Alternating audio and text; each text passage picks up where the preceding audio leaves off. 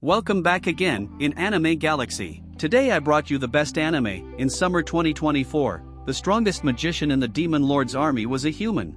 Ike is a magician in the demon army. This dude got mad strength and skills, so they bumped him up to commander status. Right now, he is on a mission to attack Arsenam's fort with his crew and take control of it. Ike is strategizing on how to handle his army, and damn, he manages to bring the fort walls down. Dude even surprised they went down quicker than he expected. His piggy assistant fills him in, saying it's because Ike hooked the orcs up with a battering ram, just like he told them to. Later on, we see humans and demons going at it inside the city walls, and the demons straight up dominating. Ike decides to pay a visit to the human army commander. As soon as the commander lays eyes on him, he recognizes Ike. Dude made a name for himself as the brigade commander of the Demon Lord Army's 7th Corps, the Undying Brigade. Ike lays out 3 options for the commander. Option 1, surrender and hand over his territories. Option 2, go out like a true warrior and off himself. Option 3, run away while Ike chills and enjoys the scenery outside. The human commander is hella surprised to see a demon showing mercy, but he ain't feeling any of the choices, so he straight up attacks Ike. But Ike ain't one to mess with and takes the commander down with just one spell. The piggy comes over to check if Ike's safe, and damn, he is relieved to see Ike all good. Ike tells the piggy to take care of the wounded commander and the soldiers who surrendered outside, and Piggy is hella surprised by this move. Meanwhile, there's this smoking hot lady keeping an eye on Ike through a magic crystal. She can't believe Ike managed to capture Arsenam with just one brigade in only a week, but she always knew Ike had potential. Ike then puts up a barrier spell to secure the room he's chilling in. He takes a look at the destruction caused by the battle and feels guilty about hurting so many peeps. Dude know he ain't never gonna get used to the blood and gore of war, because he reveals he ain't no demon, he is a human. Ike explains how his teacher Romberg was this badass demon mage. Romberg knew everything about an advanced civilization that used to live in this world. Even though Ike was human, Romberg took him in and raised him, teaching him all his magic knowledge, and right before he kicked the bucket, Romberg warned Ike never to mention the advanced civilization because it would bring disaster. And he also instructed him to never remove his mask and robe, because if the Demon Lord finds out who you really are, he ain't never gonna forgive you. And Ike said that he would take his advice seriously, like a little cute boy in his Halloween costume. Then Ike starts thinking that this room is all locked up with a badass barrier,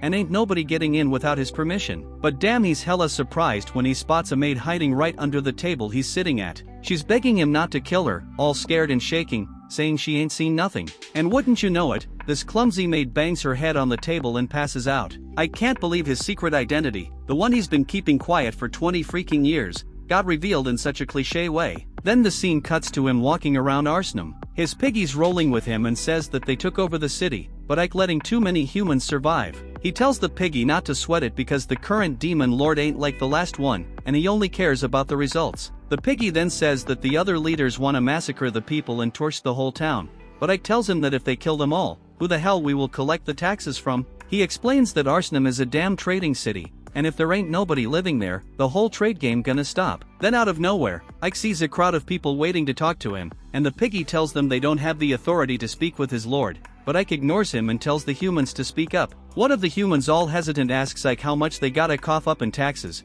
but to his surprise Ike tells him that the tax is gonna be the same as usual, and they all stoked about it. But then Ike warns them that if they resist the demon army, they will gonna get punished. But before he can hear their response though, he gets zapped to some dark-ass labyrinth. There he gets attacked by a monster he can barely see, and turns out that the hot woman from earlier summoned him there. He tells the hottie that she promised him that she wouldn't summon him out of thin air, and he unleashes one of his dope spells to take down the monster. The hottie tells him he's gotten stronger and introduces herself as Saikyou, the 7th Corps commander of the Demon Lord's army. Ike explains that she's his boss, the only demon who knows his secret, and he tells her, instead of trying to kill him every damn time, she should hit him up with a message like a damn normal person. Saikyou states that this would not be any fun, and Ike wonders if she summoned him here so he can make his report. She states that she has already found out everything with the help of her familiars, so he wonders why she has summoned him here in this case. She tells him that Demon Lord Dairo wants to see him in the flesh, and she's saying he might be the first brigade commander to get such a dope honor. Ike wonders why the Demon Lord wants to see him, and she states that he must have impressed him by taking Arsenam in a single week. She mentions that she'll take him there if he puts his hand on her shoulder, and he does it. Saikyou's disappointed because she thought maybe he'd try to feel up her breasts, but he is too damn chicken to do it, and she then teleports their asses. Meanwhile, that maid from earlier wakes up and tries to bounce from the room, but she sees she's trapped in a damn barrier. She finds some food in the room with a note she can't read, but she tries out the food anyway, and she finds it delicious, so she starts scarfing it down like she ain't ate for ages. Next thing we see, Ike and Sapphiro are getting close to the demon lord's castle. The miasma around the castle is making Ike uneasy because he ain't a demon. They walk towards the castle gates, and Ike spots a magician at the entrance. He's thinking, hey, does this magician check everyone who steps foot in the castle? Sapphiro confirms it, and that's worrying Ike because if they strip off his mask and robe, his true identity might get exposed. Sapphiro tells him not to sweat it and uses her magic to surround Ike with a crazy amount of power. Seeing this, the magician thinks that he expected this much from Romberg's grandson, and Ike is shocked that the magician knows his grandpa, and the magician stated that everyone knew him as he was the master magician. Then Sapphiro's like, hurry your ass up, the demon lord's waiting. They step into the castle, and Ike explains that the demon lord's castle Doberberg is hella massive. It's built to flex the demon lord's mad power and magic skills. Ike's getting tired walking down the super long hallway, and he thinks that it ain't fair that Sapphiro can fly. He's always wanted flight magic, but his control ain't as tight as hers. The most he can do is jump crazy high, and then they arrive at the gate to the throne room. Sapphiro goes to chat with the demon lord while Ike waits. And while he's waiting, he's thinking that this demon lord is the one who turned the tide of the war against humanity and gave the demons a major advantage with just one battle. He figures the demon lord must be crazy strong and ripped, and the word on the street is that he's ice cold and ruthless. They say he's quick to kill anyone incompetent, whether they're friend or enemy, but if he sees potential in someone, he puts them to work, even if they ain't got the physical or magical power. He's all about meritocracy and has totally transformed the demon army. See, demons are born to be loners, always fighting among themselves, but this current demon lord Dairo changed all that. Sapphiro gives Ike the green light to enter the throne room. So, he walks in and immediately bows his head to the demon lord. The demon lord tells him to lift his head, and Ike is shocked to see Barbie sitting on the throne. So he wonders if the demon lord's daughter left the daycare early, but turns out she's the infamous demon lord everyone's been buzzing about lately. She gives him props for taking down Arsenum in just a week,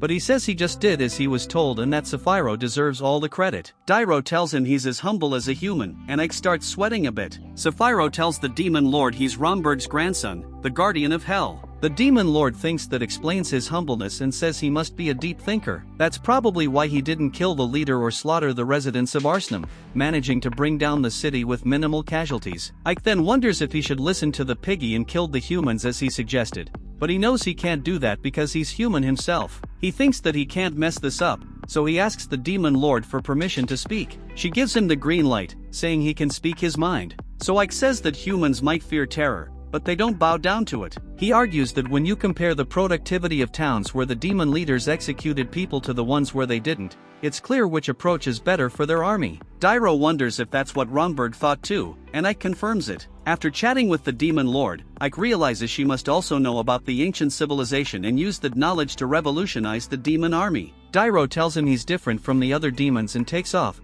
saying she'd like to see the face behind his mask one day. Ike takes off his mask once the demon lord is out of sight, and Dam was freaking nervous. He can't believe the demon lord caught onto his mask situation. Sapphiro tells him he better be grateful she didn't figure out he's a human. She mentions that the demon lord gave him a reward, but it feels more like a punishment. The scene switches to Ike returning to the room where he set up a barrier. He notices the maid knocked out after chowing down on the food he left for her. He wakes her up, and she starts apologizing and begging for mercy again. He tells her to chill because he ain't gonna offer, and he asks for her name. She introduces herself as 13, and he thinks her name's pretty weird. She explains that she's a slave, and they're always called by a number. But her mom named her Sadie. Ike realizes he can't just let her go now that she knows his human secret. She sticks to him like glue and promises to keep it forever. Ike believes her and declares she's gonna be his maid from now on, and she's thrilled to hear that. The scene cuts to Ike and Ivalia's, and we find out he's become the ruler of this city. He remembers that's the reward Sapphiro mentioned. She told him Ivalia's is farther south than Arsenum and it's gonna be on the front lines of the war. It may be a small town, but it's vital for the demon army. His mission is to protect it and bring in double the tax money. I can't believe he has to double the taxes smack in the middle of a freaking war, and he thinks that if this is the front line, the humans can attack them at any time. He tells Piggy they gotta fix the walls first and asks how long it'll take. Piggy says it'll be 6 months, but Ike knows they don't have that kind of time. He wonders what the hell they should do and gets an idea. He tells Piggy they're gonna fix the walls in 1 month. Piggy thinks it's impossible, but Ike says they ain't only using human power. The next thing we see, both humans and demons are working together to repair the walls. Piggy's shocked to see the two races getting along and working in harmony. He thinks that Ike is really a damn genius, and he explains that he divided the work into 8-hour shifts, so that they can work around the clock, and he also paid the workers to increase their morale. Ike uses his magic to help with the repairs, and Piggy thinks that his life gonna be set if he follows him. He reckons Ike might even become the next demon lord someday. The war between humans and demons keeps on raging, and right now the demons got the upper hand, which got Dairo feeling pretty damn good. But their intel shows that the humans are about to team up with the neighboring kingdom, and if they do, it could flip the whole damn war around. So Dairo decides to put their trust in Ike to lead a successful attack. Meanwhile, in the human kingdom, the badass knight known as White Rose Alistair gets summoned to help reclaim Ivalia's. They can't afford to lose another stronghold, so she's gotta step up, and once she gets her mission she bounces to handle it. At the same time, Ike and Sadie are on a mission of their own in the kingdom, but Sadie gets caught up in some shady game. This dude tells her all she gotta do is guess which cup the ball is under, and if she's right, he'll double whatever cash she throws down. Sadie makes her choice, and the dude tells her to place her bet. But Sadie ain't got no money to bet with because Ike doesn't trust her with the finances. This con artist gets pissed that she wasted his time, but then he takes a second look at Sadie and says she can pay him off another way if she loses. Right then, all the cups start floating in the air, and it turns out the damn ball was never under any of them. Now all the other suckers who lost money to the dude get straight up furious and start threatening him to get their cash back. In the middle of the chaos, Ike pulls Sadie away and reminds her that she's supposed to stick by his side as his maid. Sadie apologizes, saying she was just curious. Then she notices Ike's rocking a new outfit, and Ike explains they're on a mission to spy on the enemy, so they can't be walking around in their demon disguise. They start strolling through town, and as they do, they spot a whole platoon of soldiers marching through the streets. That's all Ike needed to see to confirm that the kingdom is really making that alliance. They've made these alliances before, and each time, it ended up kicking the demon lord's ass and pushing the army back to the castle. Sadie's worried the demon army might get defeated again because of this alliance, but Ike expects her to be rooting for the demons to fall since she's basically a damn prisoner right now. Sadie breaks it down for Ike, saying her old lady was a slave in human society. She knows that means she'll always be treated like a damn slave herself and end up like the broke-ass kids over there. But Ike reassures her, saying the demon army they have now is the strongest and smartest it's ever been. They ain't gonna let nobody take them down easily. As they keep strolling down the street, Ike hears someone shouting at them to halt. He turns around and sees it's the con artist trying to start some shit.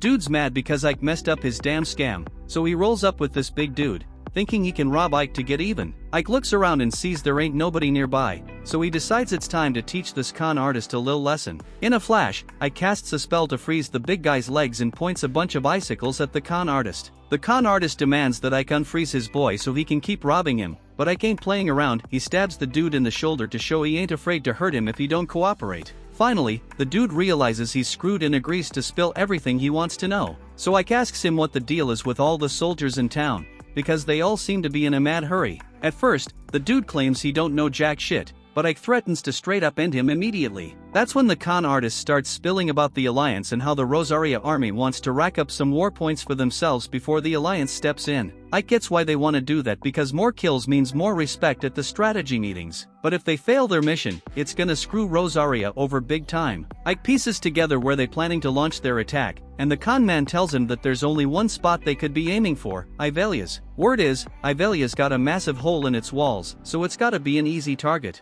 Ike's got a solid grip on the situation now, and since the con man spilled some useful info, he lets him be, but he doesn't mention nothing about unfreezing his ass. Once they make it back to Ike's office, he sits at his desk to finish up some paperwork, and Sadie brings him some tea to help him unwind. Just then, this demon chick bursts into the room and demands to know where the hell Ike's been for the past few hours because she's been damn worried. Ike keeps his cool and says he was busy scoping out the kingdom of Rosaria, but his reasonable answer don't satisfy her, so she starts going after Sadie, questioning why Ike's rolling with a human by his side. Sadie introduces herself as Ike's maid, but this girl straight up dismisses her and casually calls her an ugly slave. Then she has the nerve to offer to be Ike's maid instead. Sadie's had enough at this point, so she tells the girl to back the hell off because Ike's too tired to be dealing with hoes right now. And that sets off a long-ass argument between the two, accusing each other of trying to seduce Ike. Ike's smart enough to stay the hell out of that mess. Meanwhile, the Rosaria's army has gathered outside of Ivalia's and they're getting ready to attack. They notice there ain't many guards near the walls, which seems odd,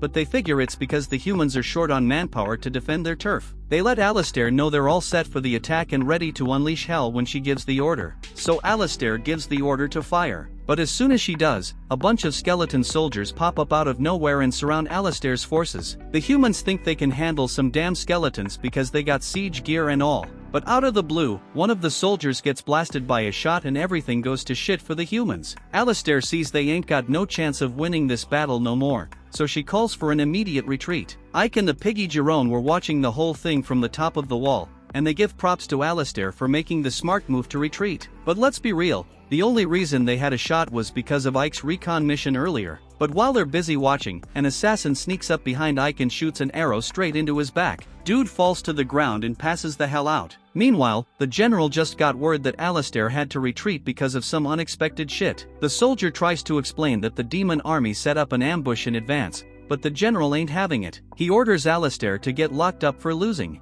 The soldier realizes that's a dumbass move, so he tries to explain that Alistair is one of the baddest commanders in the kingdom. He's saying that throwing her ass in jail for one loss is gonna mess up the soldiers' morale and screw up their future battles. But the general don't give a damn and insists on punishing Alistair for failing the mission he sent her on. Back at Ivalia's, Ike wakes up in bed after healing up from his wound, but he finds Sapphiro sleeping next to him, so he's got a bunch of questions to ask. First off, he wants to know why the hell she's in bed with him, but she dodges the question and says she saved his life. But something about the way she says it sounds real sketchy. Eventually, Ike gets her to drop the act and tell him what the hell happened because he don't remember shit. So she spills that she healed him after he got shot in the back with that damn arrow. It was a nasty injury, but thanks to her healing, there ain't even gonna be a scar left by now. Moving on, Sapphiro mentions that the reports say not a single human got killed in the attack. She knows Ike ain't into killing folks when it ain't necessary, but if he keeps acting this way, he's gonna raise the suspicion of the demon lord again.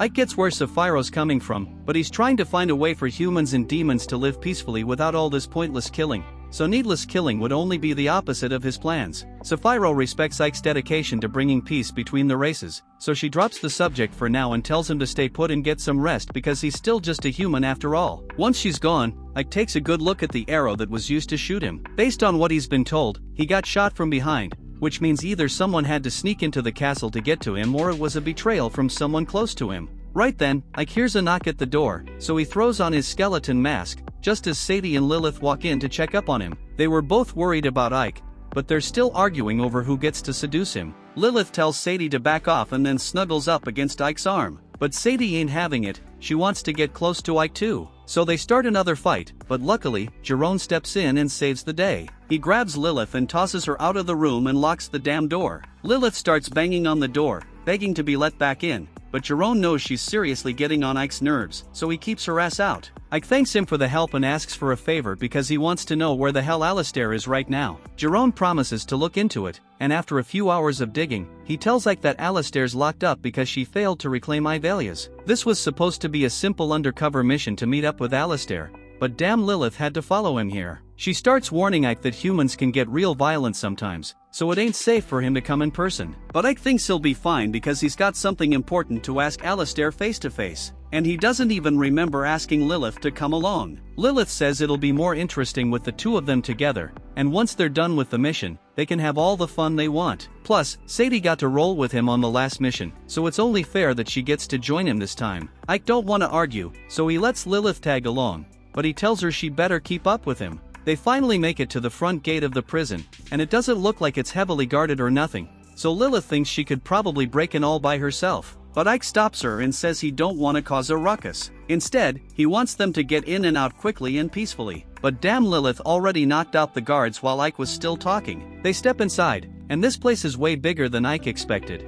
so it might take a while to find Alistair's cell. But Lilith's got a better idea. She straight up beats the crap out of the prison warden until he gives up his keys and tells her where Alistair is being held. Alistair's apparently on the top floor, but just as Ike and Lilith are about to head up, a whole bunch of guards show up because they heard all the screaming from the warden earlier. Lilith tells Ike to go on ahead without her while she deals with the guards. But before he bounces, he reminds her that he don't want no unnecessary bloodshed. Lilith promises not to kill anyone, but as Ike's leaving, he hears the guards screaming in pain with bones cracking left and right. He brushes it off for now and starts climbing the stairs till he gets to what's supposed to be Alistair's cell, but he is shocked to find it completely empty. Right then, some girl sneaks up from behind and tries to stab Ike in the back, but he dodges her and pins her down. And that girl soon turns out to be Alistair herself, so he lets her go and tells her he's got a question. He wants to know if she sent an assassin to kill him during the last battle, because if it wasn't her, then that means he's got a traitor on his hands. Instead of answering right away,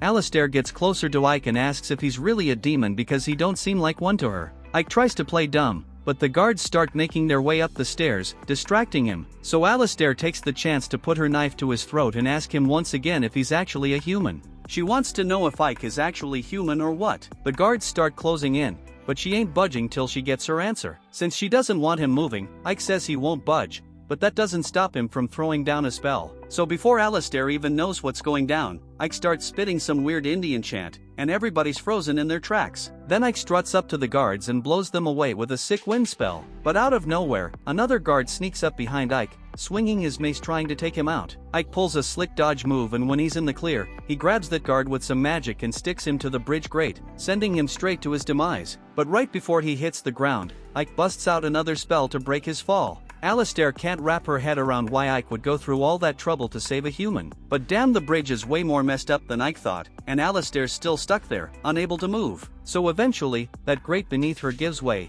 and she's falling to her doom. But just like before, Ike swoops in and saves her ass before she hits the ground. Alistair's even more baffled now because it ain't making any damn sense for a demon to be saving her life. But Ike brushes her off and finally introduces himself properly. He straight up claims he's the commander of the 7th Army of the Demon Lord, and Alistair puts 2 and 2 together. Ike must be that general who held it down against her troops in Ivalia's. Ike uses his demon commander status as proof that he ain't no human. Like, no way the demon army would be dumb enough to let a human climb the ranks like that. Alistair starts thinking Ike's a demon for real, so Ike asks her again if she sent an assassin. But she's stubborn as hell and won't give him a damn thing. She's a proud knight loyal to her kingdom, and she'd rather die than spill any info that could help the enemy. Ike realizes she ain't budging with the answers he wants, so he steps up real close to Alistair and starts digging into her mind with some mind-reading magic. Just as he's doing his thing, Lilith pops in mad as hell because Ike's flirting with some human chick when she's right there. She tries to get Ike to hug her instead,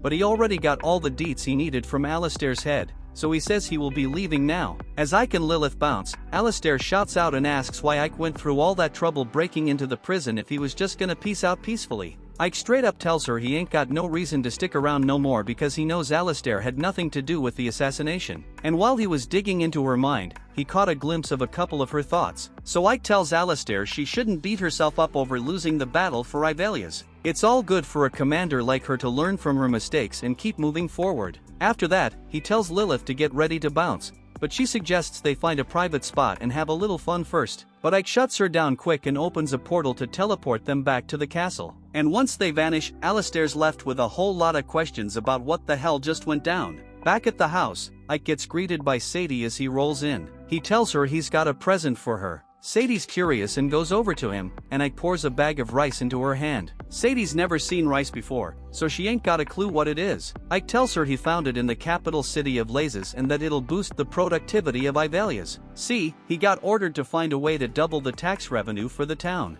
So while Ivalia's already pumps out a bunch of wheat, if they switch to growing rice, he can crank up the productivity of the whole damn place. Sadie doesn't know what the hell productivity means, so Ike takes it upon himself to break it down. He tells her it means they can grow a whole lot of rice compared to wheat, and that means they won't need as many farmers to work on the fields, and those folks can do other stuff with their time. So overall, the productivity of Ivalia's gonna keep rising and eventually make them rich. Ike asks if Sadie gets what he just said, but her brain's still trying to process the whole productivity thing. So Ike's economics lesson was a total waste. He simplifies it and says it means people gonna have plenty of food to eat, and he gonna be stacking up that tax money in the process. Sadie finally gets what Ike's saying, so to get things rolling, he wants her to whip up something with the rice. Sadie ain't never cooked rice before, so she asks Ike what she is meant to do with it. But damn, even Ike doesn't know because he ain't never seen rice either. Sadie's shocked that there's stuff even Ike doesn't know, but she is still clueless about what to do with the rice. All Ike knows is that you gotta go from low to high and never take off the lid, even if the baby crying. So he leaves it up to Sadie to figure out the rest while he handles some important business in town. A few minutes later, Ike hollers for Jerome to gather all the soldiers in his crew in the courtyard.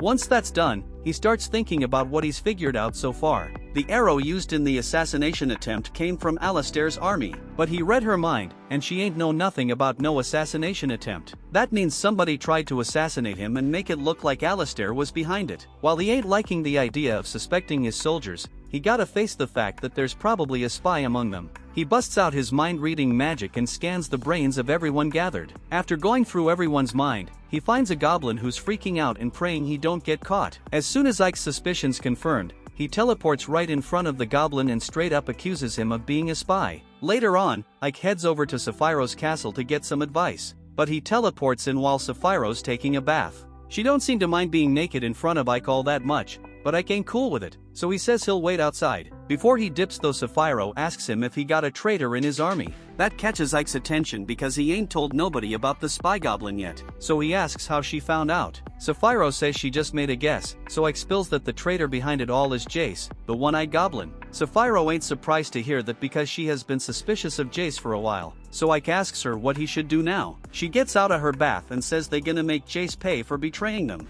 Meanwhile, back in Ivalia's, Jace gets word from his crew that Ike paid a visit to Sapphiro recently. He can't wrap his head around how Ike bounced back so fast after they shot him in the back, but things go from bad to worse when one of his homies tells him they lost contact with their spy in Ike's crew. Jace knows this ain't good news. It probably means Ike's onto his little scheme, so he decides he gonna gather his troops and go after Ike before he gets taken out. But damn, he gets hit with a horror show when he finds out Ike's out in the streets looking for him. Jace steps up and meets Ike, acting all nice, saying Ike should have given him a heads up if he was gonna roll through out of the blue. Ike says he just happened to be in the neighborhood and wanted to pay Jace a visit solo, but Jace shows up with his whole crew, so Ike asks if he is planning to start a freaking war or something. Jace tells Ike this is his turf, so he got no business being here in the first place. He also points out how Ike got tagged with an arrow not too long ago, making it seem like Ike losing his edge as a commander. Ike agrees, saying he was careless back then, but he never saw the betrayal coming from someone on his own squad. No way he could have predicted that. Since Ike knows Jace the traitor, Jace drops the nice act and tells Ike he was careless coming here alone because now Jace and his whole army gonna tear him apart. Ike's actually glad to hear that Jace brought his whole army because now he can just blow them all up at once. Jace looks up in the sky and sees a bunch of massive meteors raining down. That's Sapphiro doing her thing with a wickedly destructive spell. She loves unleashing that power so much that she forgot to give Ike a heads up to get the hell out of the blast zone, but she's pretty sure he'll be fine. Down on the ground, Ike ain't fine at all. He gotta hide behind a building to avoid getting blown to bits. He asked Sapphiro to tone down her attack so they could rebuild this part of the city later, but she clearly ignored him because this is way too damn intense. Once the initial explosion show is over, Sapphiro starts phase 2 of the plan. She orders her skeleton soldiers to start taking out all the goblins who managed to survive, and the slaughterfest begins. As Jace watches his crew bite the dust, Ike teleports right behind him and gives him a damn choice. He can either surrender right now or wait until everyone's 6 feet under. And even after witnessing Ike's badassery, Jace stupidly orders his crew to off Ike. Ike busts out a wind spell and blows away the 2 fools coming at him from the front. But while he's doing that, some goblin tries to stab him in the back. Little did that goblin know, Ike had a shield ready to protect his ass. He straight up annihilates the rest of the goblins with his magic. Meanwhile, Jace's punk ass is making a run for it because he never gave a damn about his soldiers in the first place. But before he can make a clean getaway, Sapphiro's monster blocks his path, so he gotta use a smoke bomb to distract it and sneak away into some damn alley. Dude slinks into a portal and ends up in the damn forest, thinking he outsmarted Ike and Sapphiro. But just as he's about to head down his secret pathway, Ike shoots a damn fireball at him. Jace asks how the hell Ike found him when only he knows about that secret path. Ike explains that he has been tracking Jace with one of his familiars the whole damn time. Then he tells Jace to surrender right away because there ain't no way Jace gonna win or escape. Instead of surrendering, Jace decides to attack Ike, but his punches ain't shit against Ike's shield spell, so Ike blows his sorry ass back. Jace gets all tied up with magic vines and hung up like a damn fool, and that's when Jace finally admits defeat. You can see why the Demon Lord holds Ike in such high regard, and Jace himself thinks Ike has mad skills, so he got a proposition for him. He wants Ike to team up with him and take over the Demon Lord's army, bringing things back to the good old days. Jace complains about how the Demon Lord doesn't let demons kill humans without a damn good reason, even though demons naturally enjoy subjugating and killing humans. There's a bunch of demons who ain't feeling her way of doing things, so Jace invites Ike to help overthrow her because she ain't fit to be the Demon Lord. Ike straight up ain't having it,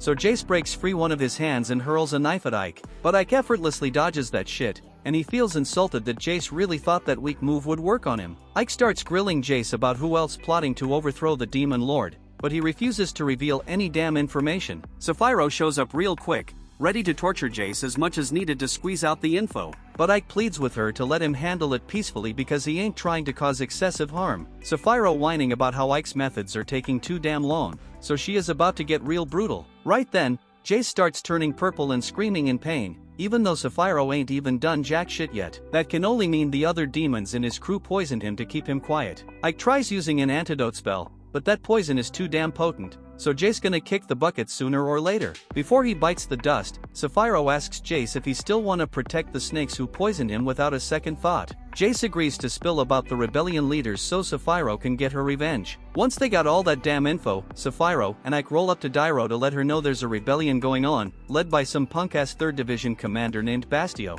And since they accusing Bastio of straight-up treason, Dairo wanna hear his side of the story. Bastio is claiming that both Sapphiro and Ike are trying to front on him, and that's why they killed Jace to keep him quiet. He also says Sapphiro plotting to snatch the 3rd core from him, but all the accusations are straight up whack and only get Sapphiro heated. Dairo is telling Sapphiro to chill because she gonna handle the situation. Then she is dropping knowledge on everyone, saying the more power a demon got, the more they are craving it. Ambition is what defines demons, so she can't in good conscience punish a demon for hustling for power. But even with all that said, she ain't dumb. She is knowing damn well Bastio is full of laying shit, so she ain't falling for his accusations. And she also knows Sapphiro is still loyal to her, but it's still Sapphiro's fault that Jace betrayed her, because she was supposed to keep her crew loyal. Sapphiro is taking responsibility for that, so according to the demon's law, Dairo is supposed to take them both out. But she ain't gonna do that because it'd be a damn shame to lose 2 core commanders at once. Instead, she is deciding they gonna settle this with a straight-up duel,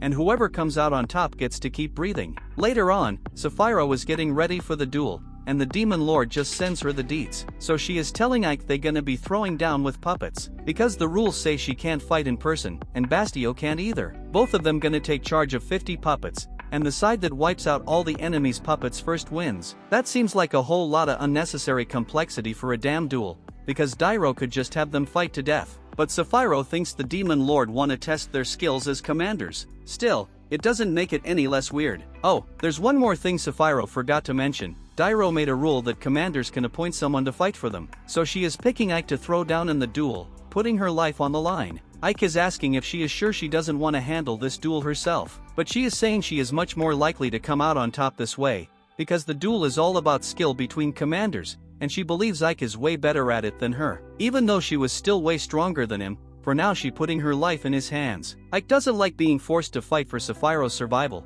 but he ain't got no choice but to bring his A game. Ike gets taken to peep at the puppets he gonna command, and from what he has been told, all the puppets packing the same strength, and they follow their commander's orders to the word. So the only thing that gonna decide this duel is the leadership skills of the commanders. They also got the green light to gear up the puppets with weapons as they saw fit, but Ike ain't thinking the sword's gonna cut it to secure his win. Later on, he is back in his house, racking his brain trying to come up with some sick formations for the puppets. That's when Sadie rolls in and hands him a cup of tea. Since she around, Ike asks her what she'd do if she had to throw down and win a fight. But Sadie is clueless because she ain't about that fight life to begin with. Ike agrees that squashing beef without throwing fists be the way to go, but sometimes your opponent won't be satisfied lest there's a full-blown brawl. So hypothetically, he wanna know what she'd do in that kinda situation. Sadie ain't got much fighting under her belt, but if she gotta choose, she will pick a damn broom as her weapon of choice. Ike saying she is spot on because the best weapon is one that keeps you out of reach of your opponent while giving you the reach to strike them. And yeah, a sword is better than a dagger,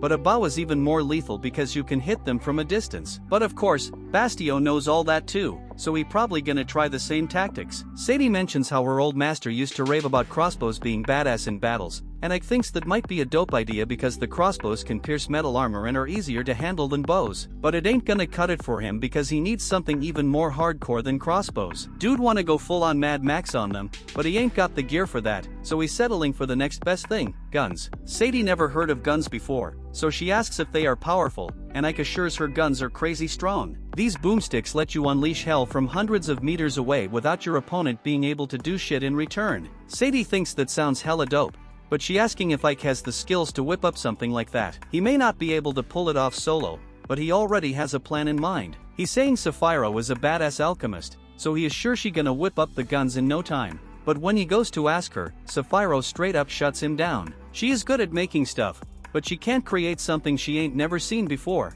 Ike tries explaining it's just an iron tube with gunpowder to launch a bullet, but Sapphiro ignores him and starts to ask him to join her for a hot swim. Meanwhile, words just dropped to Bastio that Ike taking Saphira's spot as commander. And while his lackey thinks Sapphiro must be scared of Bastio or some shit, Bastio knows Sapphiro got some kind of plan up her sleeve, even if he ain't know what it is. But for now, he letting his lackey know he is damn impressed with the sword that got made. The lackey tells him it is crafted with a dragon's tooth, and they can make enough of them to equip all their soldiers. But Bastio saying he gonna need a whole lot more than just 50 swords for what he has planned. Meanwhile, Ike just stepping out of the pool with Sapphiro, and he can't believe how chill she is when his screw-up could cost her life. Just then, someone tossing Ike's coat his way, so he's showing gratitude, but then he is about to have a heart attack because the person turning out to be Dairo. This is real bad for Ike because he ain't wearing his mask, but he thinks he can bluff his way out of this mess because maybe Dairo doesn't recognize him. She drops a bag on the ground and tells Ike to open it, so Ike doing just that and losing his mind when he sees a bunch of damn Red Dead guns. She knew Ike was trying to get his hands on them, so she went through a lot of trouble to get it for him. Ike tries denying it because he doesn't want her to know who he really is, but Dairo tells him ain't no point lying about it because she already knows he is human. Romberg spills everything about Ike to her, so she knows from the start that Ike is human. But if she knew all along, then Ike asks why she ain't killed him right away. She says she let him live for the sake of her wish, since no matter how much power she's got, she won't be able to achieve her goal without having people by her side to fight for her. Ike's all curious and asks her what her wish is, so the Demon Lord says she wants to create a peaceful world, and for that, she needs mad skilled peeps on her squad. That's why she wants Ike to help her out. Ike says he's happy to serve her and Dairo is pleased, so she leaves by teleport. Ike brings the guns to Sapphiro so she can eyeball them and finally understand what the hell guns are. She's all clueless and asks Ike how the hell she's supposed to make bullets. Ike tells her it's just a metal ball, so Sapphiro conjures one up, but damn, that thing's way too damn big to be a bullet. Ike schools her and says it needs to be small enough to fit inside the gun barrel, so Sapphiro catches on, although she ain't thrilled because making small stuff gives her wicked acne. Out of nowhere, there's a massive freaking explosion, but Sapphiro ain't sensed no magic. Ike breaks it down and says it's probably because of the gunpowder they were messing with. Fiorentina steps up and tells Ike she whipped up the powder he asked for. So Ike asks Sapphiro if she's done with the bullets, and this time they're on point. Now he wants her to crank out about 500 more of them. Sapphiro agrees to get him the bullets but dumps all the work on Fiorentina because she ain't feeling it. Ike apologizes to Fiorentina because he needs her to make the gunpowder and bullets, because Sapphiro ain't willing to help. But she says she's already used to it because Sapphiro never does her job. On the day of the duel, the stadium's packed with demons, all hyped and ready for some action. Bastio starts clowning on Ike, saying he only got shields for his puppets while his own puppets are rocking full-on armor. He asks Ike what Sapphiro's doing right now, and whether she's plotting something, but in any case, it doesn't matter to him since he will be winning no matter what. His puppets are covered head to toe in that tough Damascus steel, so no sword or arrow gonna break through. Dairo hooked him up with that gift, so he thinks she must be taking his side in this duel. Ike knows exactly what Dairo was thinking when she hooked them up with this sick gear. Maybe she wanted a fair fight or some kind of test. But no matter what her deal is, he can always ask her up once he's taken the win. The match kicks off, and they lay down the rules again. Each commander's got 50 puppets, and whoever wipes out the enemy's puppets first takes the crown, while the loser meets his creator. Once that's settled, they give the green light for the duel to begin, and Bastio wastes no time telling his archer puppets to light up Ike's squad. Ike commands his puppets to block with their shields, and while they manage to deflect some arrows, a few of Ike's puppets still catch shots. After that, Bastio orders his crew to charge in and wreak havoc on Ike's troops. Bastio's laughing the all time because Ike's just playing defense. Time ticks by, and a bunch of Ike's puppets bite the dust, but Dairo knows it ain't over yet. Then suddenly there's a massive boom reverberating through the arena as Ike's remaining puppets open fire with their guns. Now that Ike's counterattack is in full swing, it doesn't take long for his puppets to effortlessly mow down Bastio's crew. Bastio's clueless, wondering what the hell's going down and why he's losing. Before you know it, all of Bastio's puppets drop to the ground lifeless, and Bastio officially loses the battle. So the Demon Lord steps down from her throne to deliver the rough news to him. She's feeling generous and gives him two options because she's so damn nice. She tells Bastio he can either off himself or she'll do it for him, and trust me, it won't be painless. But Bastio's got something else up his sleeve in case he ended up on the losing side. In the blink of an eye, Bastio has one of his archers shoot an arrow right at Dairo's back. But unlike Ike, she sees it coming and catches the arrow before it lands. What she wasn't expecting was the bomb strapped to the arrow. It blows up, taking her down. Bastio ain't done yet. He triggers another round of explosions in the stands, taking out a bunch of spectators and letting his undead soldiers storm the arena. And now he's claiming he'll be the new Demon Lord from this point on. Many years back, Romberg went beast mode in a dark cave, wiping out a wolf pack and stumbling upon a family ripped apart by those savages. In the midst of all the chaos, there was a little kid still clinging to life, shielded by parents who put their bodies on the line to save their child from the Grim Reaper. Fast forward to today, the 3rd Battalion was all in on Bastio's hustle, trying to snatch control of the whole demonic crew. Catching the orcs by surprise, the commander skeletons and goblins straight up obliterated anyone in their way, while Bastio was flexing, swearing up and down that once he had the demons on lockdown, the whole world would bow to him. Seizing his moment of glory, Bastio slides up to Ike, talking about it ain't too late to ride with him, guaranteeing victory. He even throws in that Ike could still run the 7th Battalion. Peeping the scene, Ike peeps the orcs in the ring getting caught slipping and taken out by the skeleton squad. He hits back that the offer sounds good, but he ain't about to chat it up with Bastio. As the power emanates from his staff, Ike says that Bastio will never be the demon lord. Hearing this, Bastio chuckles, thinking Ike was smarter than that. As he talks, his crew closes in on Ike, and Bastio announces that this is Ike's end. With that, some warriors rush at Ike, who claps back with a spell that sends them flying. Unfazed, Bastio keeps the pressure on, pushing Ike to step it up with an even harder spell, taking out the soldiers coming at him. One skeleton tries to throw his skull out like a mana bomb near Ike, but it barely phases him. Just as it's about to swing with a sword through the smoke, the skeleton gets shielded and zapped by another spell. Even though Ike's running the show in the battle, the 3rd Battalion stands strong under their leader's orders, not backing down in the face of Ike's strength. As Ike takes off, the archers take shots, but he dodges them and keeps climbing to a high spot to peep the scene from above. From up there, he drops a spell that cuts through all the enemy soldiers, leaving Bastio in shock. Before long, Bastio's next in line to feel Romberg's apprentice's wrath. Flying toward him, Ike lets loose a spell that sets off a massive explosion. When the smoke cleared, Ike scoped out the chaos and wreckage around him, expecting Bastio to be in the mix. But with Bastio's head rolling on the ground, dude let out another laugh and said it ain't over yet. Next thing you know, Bastio's body pops up behind Ike to attack, while the whole place is getting wrecked by explosions that are tearing the arena apart. Ike barely dodges the attack as the whole scene transforms into a sandstorm. Bastio makes it clear that a move like that ain't gonna take him out. Being the head of the Immortal Brigade, Ike needs to remember that Bastio's a Dullahan and he and his crew are undead. When Ike sees the enemies rising up again after getting dropped, he knows their intensity ain't fading. As Bastio's crew comes back swinging with more fire, this time the skeletons start chucking a bunch of explosive skulls at Ike, catching him off guard. On top of that, a zombie goblin is creeping up on Ike, making him act quick. He freezes the enemy's arm and shatters it to bits. Then he freezes time and takes out the nearest enemies, but they keep coming. According to Bastio, his troops are endless, and no matter how strong a sorcerer Ike is, all magic's gonna run dry at some point. So it's just a matter of time before Bastio claims the win, which sucks because Bastio would have digged having a player like Ike on his team. And just when things couldn't get worse, the orc archer who took a shot at Dairo takes another shot. With his crazy aim,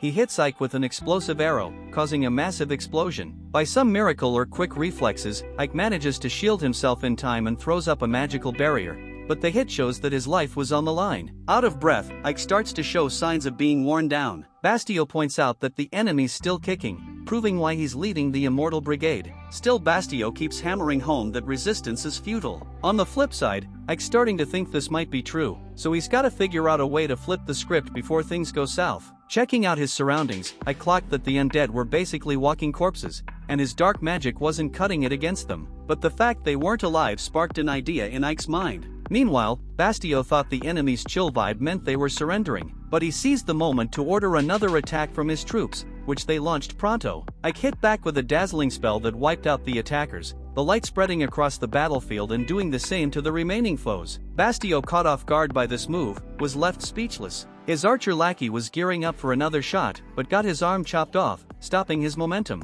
It was Sapphiro, settling the score with the orc by blowing him sky high. Not only that, she brought in more troops to take on the 3rd Battalion, including demons under her command who were tearing it up, wrecking the opponents and owning the battlefield. Likewise, Jerome led the Goblin battalions, while Lilith used her unique and hot techniques to take down their enemies. And after charming her way through the monsters, she announced she was coming for Ike next. In the meantime, Sapphiro reached Ike first, letting him know the situation was in hand. Practically defeated, Bastio curses the name of Sapphiro, but Dairo, who was watching from the shadows, reminded him that his real rival was Ike. As she approached him, she gave him a shot at redemption by offering a one-on-one showdown with Ike. If he won, Bastio would keep breathing. Bastio grabbed that chance, swearing to tear Ike apart. Without any frills, the two clashed, kicking up a storm of dust. Bastio kept swinging his sword, while Ike held his ground with his magical shield. But Bastio's strength cracked part of the barrier, pushing him to attack even harder, claiming Ike's fate was sealed right there. He threw in some trash talk, saying Ike should blame the Demon Lord, who rewarded him with death after winning the war. To finish the fight, Bastio unleashed dark magic at Ike, who fought back with another bright spell that wiped out the undead troops. This time the light swallowed up Bastio's dark beam, even taking his hand with it. Peeping the brawl closely, Sapphiro's mind is blown because she didn't know when Ike picked up white magic. Weirdly, she peeps that the Demon Lord ain't even fazed by this. Bastio, all big-headed, charges at his rival once more, who's now rocking white magic, the secret sauce for winning. Back in the day, young Ike was staring sadly at a wilted flower. His mentor Romberg then hits him up to join the magic lessons for the day. Showing mad talent from the jump, Ike stays training at these lessons, part of his daily routine with the Guardian of Hell. Later on, Ike asks if there's a spell to bring a dried-up flower back to life. The old teacher breaks it down that white magic's the key to that move. Without skipping a beat, Ike asks to learn this magic, but Romberg drops the truth that Ike's a demon now, so he should be about curses, not that white magic life. See, using that would raise some eyebrows because white magic's all about love and caring for others, straight from the heart. And that vibe wouldn't sit right with the demons if they caught Ike slinging that kind of mojo.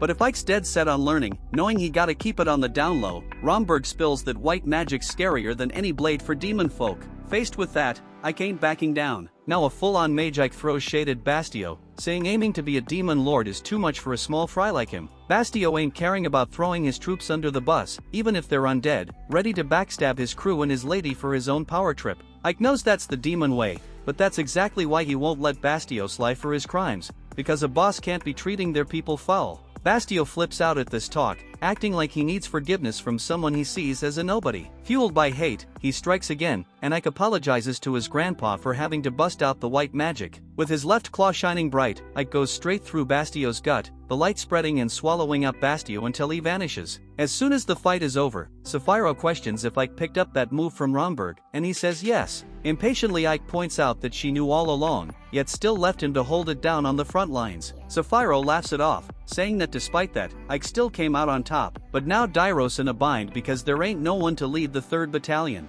So she passes the baton to Ike, letting him know of her call as she dips out. Lilith and Fiorentina show up to hype up the leader's win and survival, even though Lilith's burning up with envy over Jerome showing Ike love. Later on, Sapphiro steps to Dairo for yanking her second-in-command from her squad. As Ike's boss, she figured she'd be the one calling the shots for the crew. Dairo's thrown off by Sapphiro's negative reaction, thinking she'd be cool with the move. But following Sapphiro's logic, Dairo's the top dog over both, so she's got the final word on any call. But Dairo brings Ike in to lay down his thoughts and make his own call. After the sit-down with Dairo, Sapphiro schools Ike for spilling that he's human to the Lord, but gets even more heated seeing the dude ain't even sweating about it. Just a bit ago, Ike had mentioned to the Lord that people are starting to get used to the new Ivalias. At first, demons and humans didn't know how to kick it together, but that's been changing slowly to the point where all races are living in sync, hustling together for the greater good and progress of the hood, something that was unheard of before. Even the youngest people in Ivalias ain't scared of what they used to call monsters. And what's popping off in this city is definitely something special. From day one of serving under Sapphiro,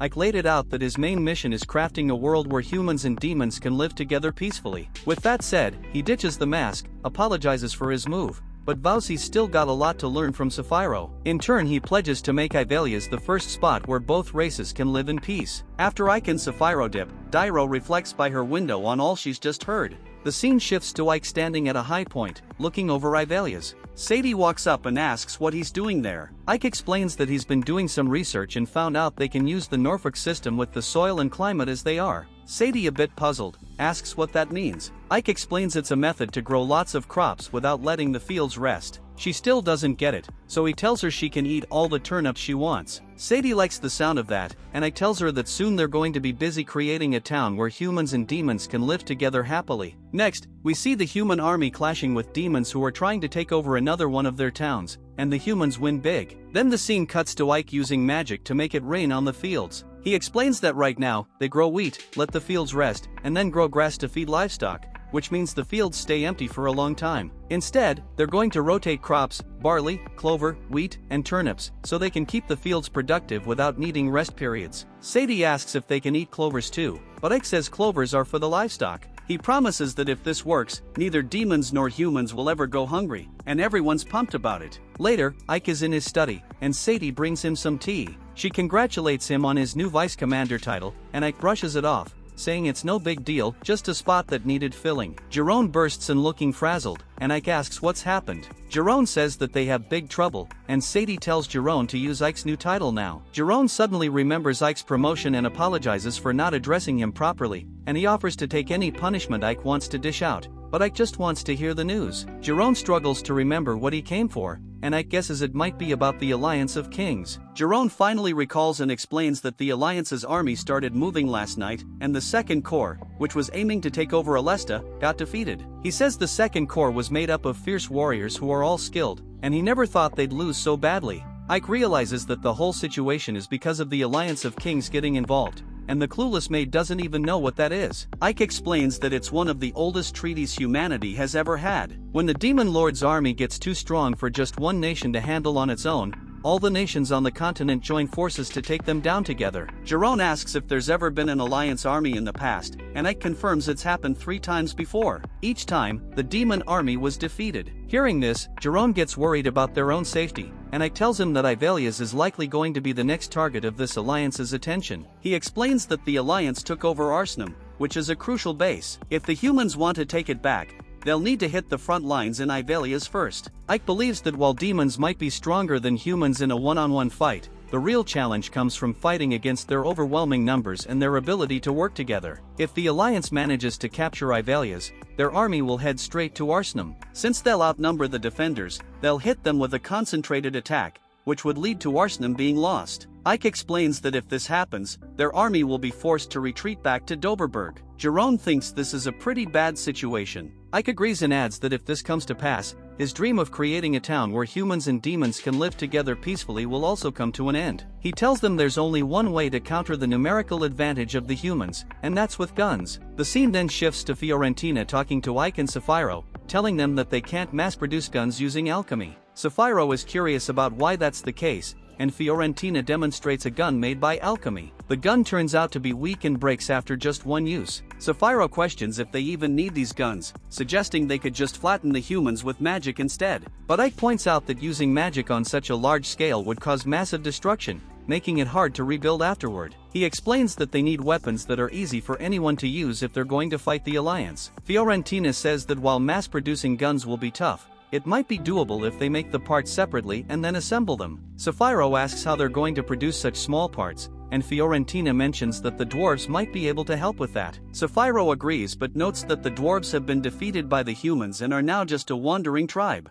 They're gonna need a ton of dwarves to crank out the weapons they need, so Sapphiro asks Fiorentina how they're gonna get them all together. Fiorentina's got no clue, and Ike steps in, suggesting they bust out the dwarf king who's locked up in the Ismuth kingdom. Cut to the dwarf king stuck in a cell in Ismuth. He's reminiscing about when the humans wiped out his people. After the defeat, the humans threw it in his face that things wouldn't have gone down this way if the dwarves had just listened to them from the start. The king had refused to let them use their tech for war. The humans, reminding him of the dire situation, threatened him by taking his son hostage. They demanded the dwarves use their skills for the Ismuth kingdom's benefit if they wanted to survive. With no other options, the dwarves had to comply. They worked for the kingdom and then dispersed across the lands. The king wonders where his people are now and notices the guards outside are fast asleep. Lilith shows up and unlocks his cell. The king is shocked to see a demon and asks what she wants. Lilith tells him to come with her, but he keeps asking questions, which annoys her. Lilith puts him to sleep like she did with the soldiers, and Jerome arrives. He asks her what the hell she did to the king, and she replies she got fed up with his endless questions. She says they need to get him out of there, and Jerome picks up the king. They move out, and Jerome is relieved they're not running into any guards, but Lilith finds it dull. Jerome reminds Lilith that they were told to keep a low profile and not get spotted carrying out the king. He tells her to shut up and keep moving. Lilith doesn't like his attitude and tells him he smells bad today. This ticks Jerome off, and the noise attracts the guards. As a succubus, Lilith drains the guards' vitality to take them out. Jerome tells her Ike wanted them to avoid fights if possible. Lilith ignores him, and he says he'll report this to Ike. Then another guard tries to attack Jerome, who surprisingly takes him down. Jerome realizes he's just gone against Ike's orders himself, and Lilith says she'll tell Ike about this, and Jerome begs her not to, The two of them finally get out of the dungeon and spot a bunch of soldiers hanging around. The soldiers go on high alert when they see the demons, and Jerome tells Lilith to do something. She starts sucking the life out of them, but she doesn't kill them. Ike sees the ruckus from a distance and thinks they were told not to draw attention. We watch as Lilith and Jerome bolt from the soldiers since Lilith's full and can't absorb anymore. Jerome's puzzled why there are so many soldiers, thinking the Alliance was supposed to have taken most of them out. Then Ike uses his magic to stop the soldiers from chasing them and asks his team if there were any issues. Jerome says everything's cool and that they've got the king too. Ike's surprised they're handling the king so roughly, and Jerome tries to wake him up by spinning him around. Ike has to remind him they need to be gentle with the king. Cut to the dwarf King Gunther, waking up in a house in Ivalia's, and he sees Ike next to him. He asks why he's been freed, and Ike shows him a gun and asks if he can make more. Gunther sees it's pretty complex but thinks he can make more, though he has no plans to work for the demons. He figures Ike just wants to use them like the humans did and says he's not gonna be anyone's slave. Ike gets why he'd think that but says it's necessary for peace between humans and demons. Gunther's confused, not getting what Ike means. Ike asks him to follow and shows him how humans and demons are living together in his city. He tells Gunther he wants humans and demons to live in harmony, which is why he needs his help. Gunther thinks it's an interesting idea but can't get behind it because the humans exploited the dwarves and wrecked their country. So he doesn't want to help if it's just going to benefit the humans. Ike wonders if Gunther would be down to help if he could bring back the old peace. He promises that if Gunther helps mass-produce firearms, he'll ask the demon lord to rebuild the dwarf kingdom. Gunther thinks Ike's messing with him and tells him not to mock him. He says there's no point in rebuilding a nation without its people, but Ike insists he's serious and will prove it. He then takes Gunther to a smithy where a bunch of dwarves are busy crafting guns, and Gunther is totally blown away by what he sees. The dwarves are pumped to see their king back among them, and there's a heartwarming reunion with his son. Gunther's trying to piece together how all this happened, and his son explains that the demons just showed up, set them up with a place to live, and brought everyone back together. The dwarves are really grateful that Ike kept his word, and they're eager to show him what they can do in return. Ike asks Gunther again if he's going to back his ambitious plan, and Gunther agrees to lend a hand. They shake on it, and Gunther notes that Ike's hands are surprisingly warm for a demon. After that, Ike heads back to his study, and Sadie tries to make tea for him, but Ike tells her to chill and get some rest. Sadie says she prefers staying busy to distract herself. Ike suggests she could read some books if she's looking for something to do, and Sadie admits she can't read. Ike thinks being able to read is super important and says he'll teach her when he has some free time. Just as they're having a quiet moment, the succubus storms in, and seeing them close together, asks the maid if she's trying to seduce Ike again. The maid calmly replies that she's just helping her master, but they start bickering about it. Ike tries to calm them down, and Jerome rushes in, saying there's trouble. We see that the allied nation's army has gathered outside Ivalia's. One of the soldiers tells the general that the dwarf king was freed by the demons, and the general isn't worried, saying that old man isn't going to be of any use to the demons. Another soldier then arrives, and the general asks him how many troops are currently stationed in Ivalia's. The soldier reports there are 500 troops right now, but with all the brigade commanders coming in to support, that number will increase. The general then asks about their overall force, and learns they've got a total of 12,000 soldiers. So he's convinced there's no way they're going to lose this battle with that kind of manpower. After some time, we find Ike and a dwarf perched at the top of a cliff, while Jerome is huffing and puffing, trying to make his way up. Ike could have easily helped him out with some levitation magic, but he figured Jerome could use the workout. Once Jerome finally makes it to the top, he's completely worn out and asks how much further they have to go. Thankfully, it seems they've already reached their destination. The dwarf reassures him, saying their goal is really close by, you can even see it from here. So, he leads Ike and Jerome to a cave filled with natural niter, which is perfect for making gunpowder. Back in town, the dwarves are bustling, hard at work crafting the guns needed for Ike's army, and they've already made quite a few. To test them out, Jerome calls over some goblins and instructs them to fire at the targets. As they do, the wooden planks become riddled with holes. Pleased with the results, Jerome orders the goblins to keep practicing with the guns. Meanwhile, the troops are gathering in town. The troop leaders are having a meeting with Ike and Sapphiro to discuss their war plans. The ogre asks Ike how he managed to get the city wall rebuilt so quickly when it should have taken at least twice as long. Ike explains that he had humans working alongside demons to speed up the process. He even paid the humans a decent wage for their work, which motivated them more than if they had been forced to do it. Just then, the gargoyle leader bursts through the roof with a dramatic crash. He's not too pleased about it, grumbling about how the room's too small for him. It's clearly built for humans, not for 10-foot-tall demons like him. After all, it's been a while since he's seen Ike, so he greets him with his new title of Vice Commander. Ike, however, isn't too concerned with the formalities and tells him it's really not necessary. With everyone finally gathered, Sapphiro kicks off the meeting. She's ready to make a big announcement. Ike is now in full command of all war operations, and from this point forward, all troop leaders are required to follow his orders, as he's their direct superior. There's a wave of respect in the room. After all, Ike earned a lot of admiration during his duel with Bastio. Every leader nods in agreement, ready to follow Ike's lead without question. The real challenge now is coming up with a strategy. The numbers are daunting. They have only 2,000 soldiers, while the enemy boasts a formidable 12,000. The Wolf Captain is optimistic, thinking that with their 6-to-1 odds, victory should be within reach. But Ike knows better. He points out that even if his wolf army is up to the challenge,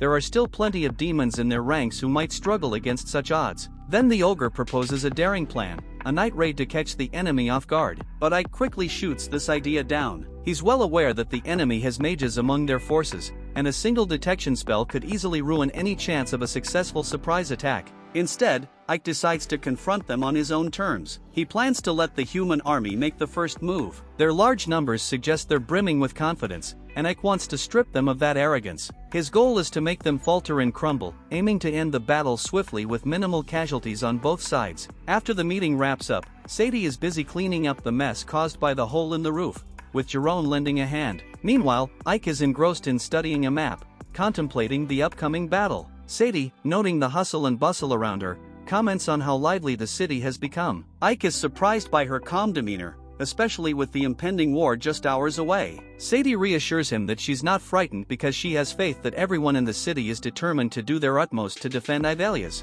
Although Sadie won't be on the front lines, she's found her way to contribute by preparing meals for the soldiers. However, she's a bit concerned about how to manage meal preparations for such a large group, because her experience is mostly limited to cooking soup in bulk, so she asks Ike if he has any suggestions. Ike starts rifling through his collection of recipe books, but Sadie quickly tells him it's unnecessary for him to go through all that trouble just for her. Ike explains that what the soldiers eat can significantly impact their morale. Therefore, he wants to ensure they receive the best possible meals. He's relieved there's no food shortage, as that would have been disastrous for the army's strength. While still flipping through the old recipe book, Ike inquires if they have rice available. Once Sadie confirms they do, Ike suggests she try making fried rice. Excited about the new recipe, Sadie heads straight to the kitchen. Even though she only just learned about fried rice, her cooking skills are impressive enough to earn approval from culinary expert Nick DiGiovanni. When she finishes cooking, Sadie serves a portion to Ike, and they both agree that it turned out splendidly. Fried rice is a great choice. It's quick to make,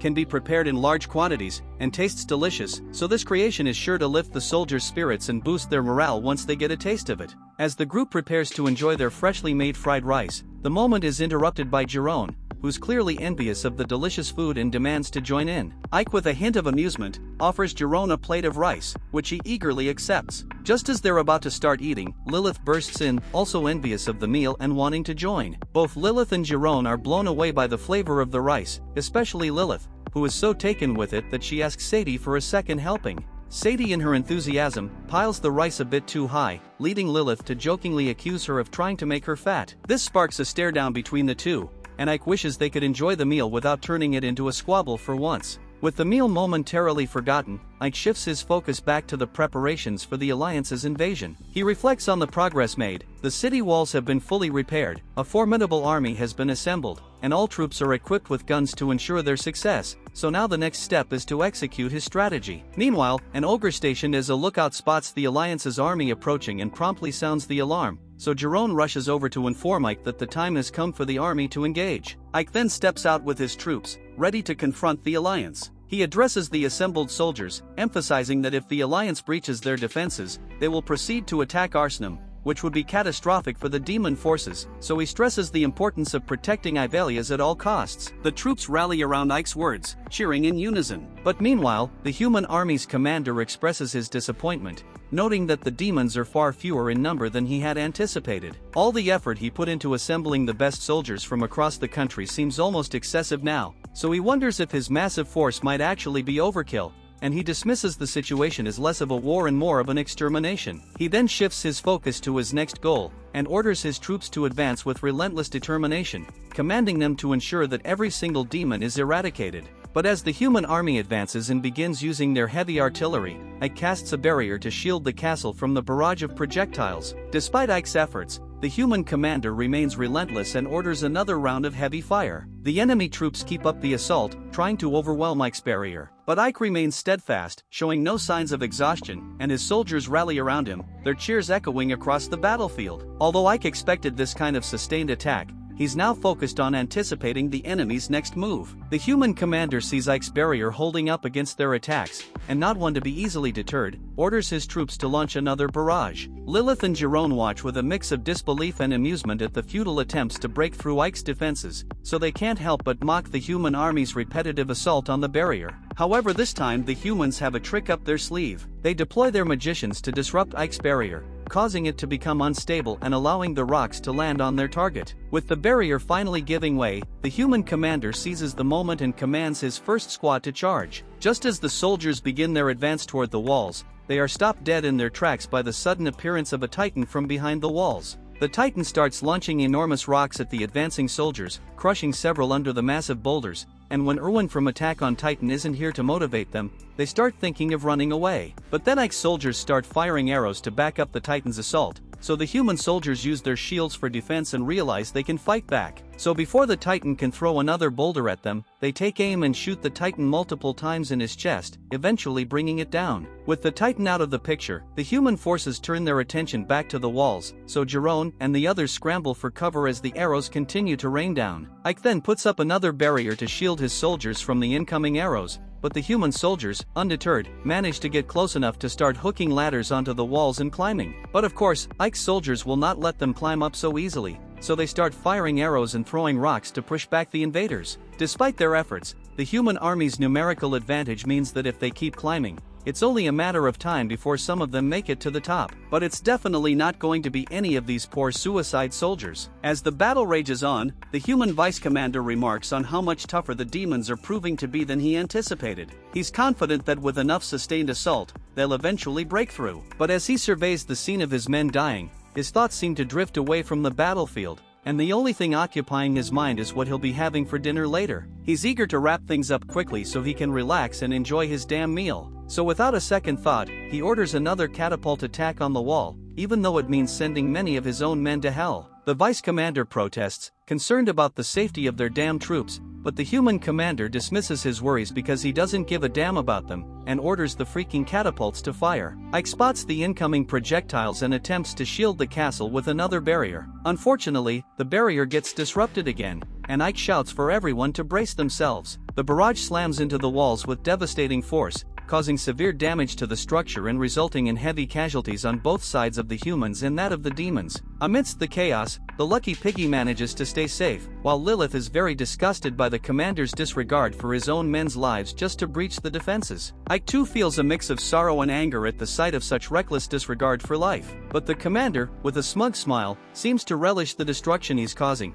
and then without any sign of hesitation, he orders the second squad of soldiers to advance through the newly created breach in the wall. So Ike's remaining forces prepare to defend their position, and the battle starts raging fiercely with both sides fighting desperately. Meanwhile in the city, Sadie is busy tending to the wounded demons, while Ike gears up for his counteroffensive. And over in the human camp, the general is casually sipping tea, confident in his imminent victory, and hoping to wrap things up quickly. The commander sends in the third squad to join the second in battling the demons, intensifying the fight. Back at the fort, Ike is taken aback by the speed of the human assault, but he's determined to turn the tide. As Sadie continues caring for the injured, she can't help but worry about Ike amid the chaos of war. Next, we see Lilith locked in battle with the humans, struggling as she becomes overwhelmed by the sheer number of soldiers attacking her. The other demons are also under heavy pressure, and Jerome hesitates to deploy the gun squad, fearing they might accidentally hit their own in the chaotic melee. But then, the werewolf battalion led by Bio charges into the fray, mowing down enemies with brutal efficiency. The humans, realizing they can't match the werewolves in a fair fight,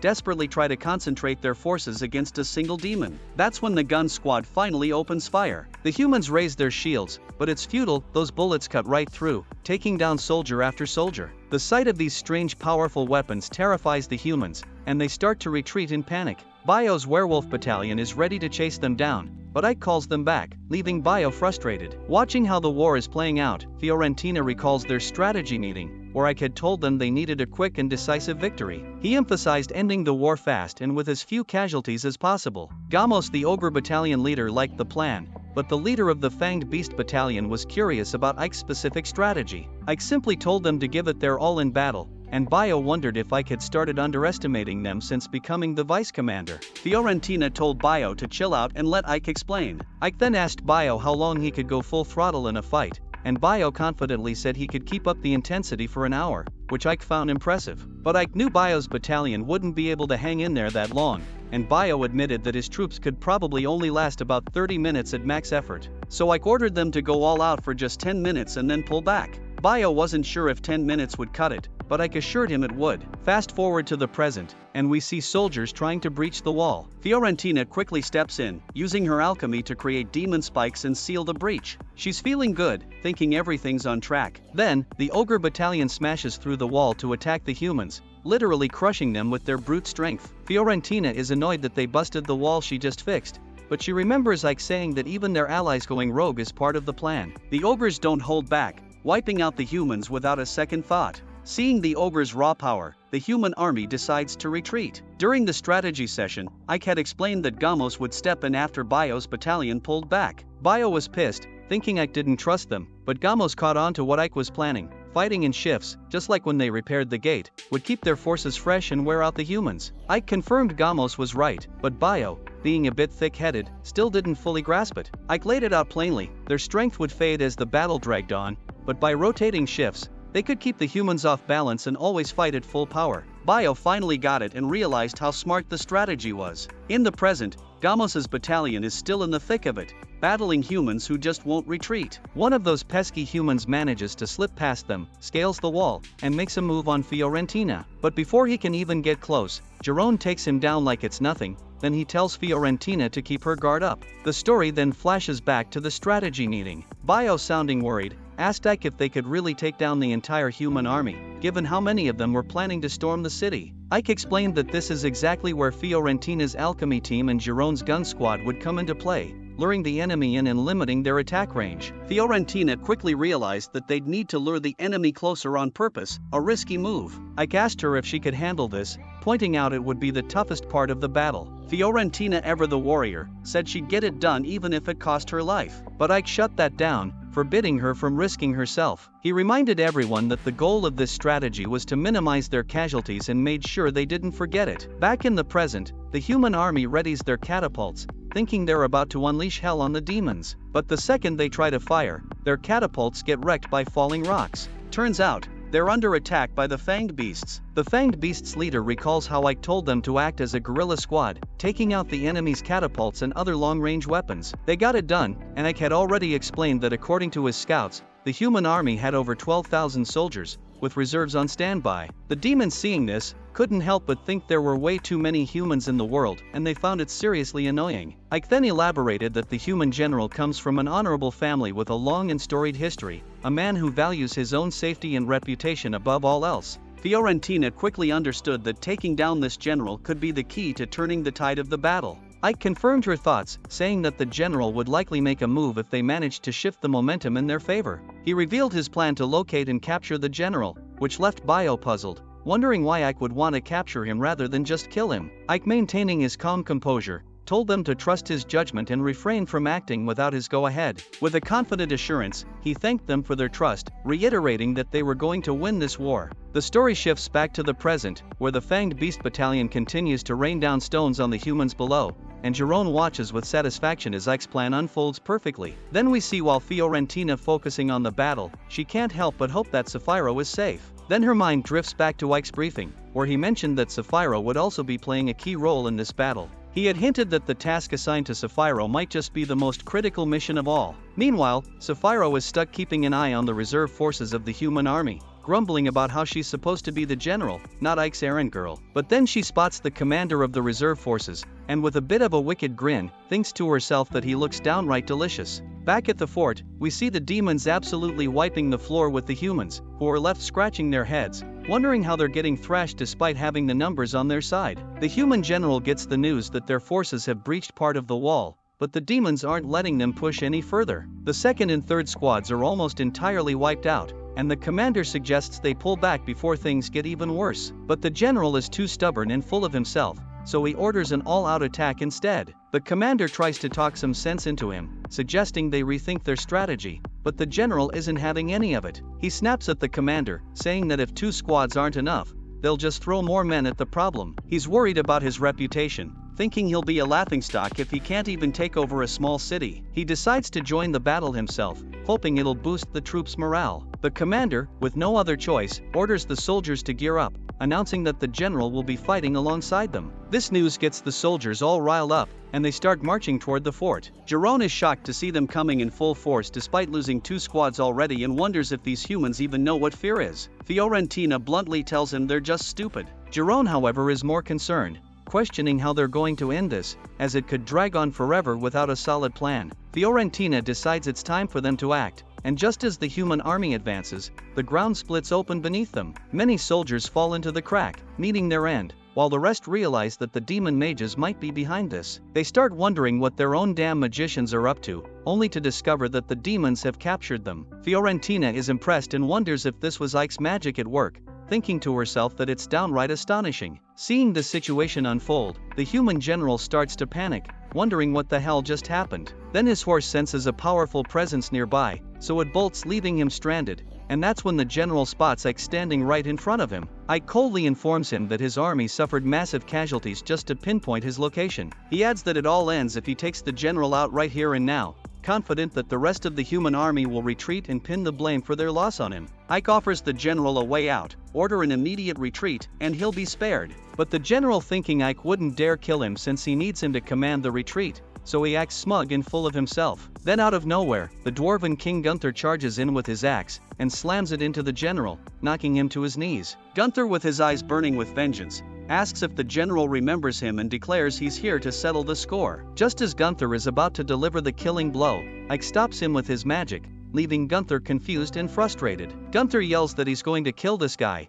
but no matter how hard he tries, he can't break through Ike's bindings. Realizing he's out of options, the general, now fully aware of his situation, starts begging for mercy. Desperate to save his own skin, he orders his soldiers to retreat, and just like that, the human forces start pulling back. Gunther, watching them leave, mutters that they'll surely come back someday, and while he's grateful to Ike for saving them, he's convinced that letting them go is a mistake they'll regret. Ike, however, is unfazed. He figures it doesn't matter, by the time they return, they'll be even stronger. Meanwhile, the demons are ecstatic, celebrating their victory over an army 10 times their size, so they decide it's time to crack open some drinks and celebrate their hard-earned win. Jerome wraps Ike in a bear hug, celebrating their victory, but Ike tries to wriggle free, only to realize Jerome has no intention of letting go. Lilith then jumps in, insisting Jerome release Ike so she can reclaim her rightful spot by his side. But Jerome stubbornly holds on, prompting Lilith to cling to Ike as well. Just when Ike thinks he's had enough, Sadie shows up, claiming her own share of credit for helping in the battle by healing the wounded. Now, all three are practically suffocating Ike,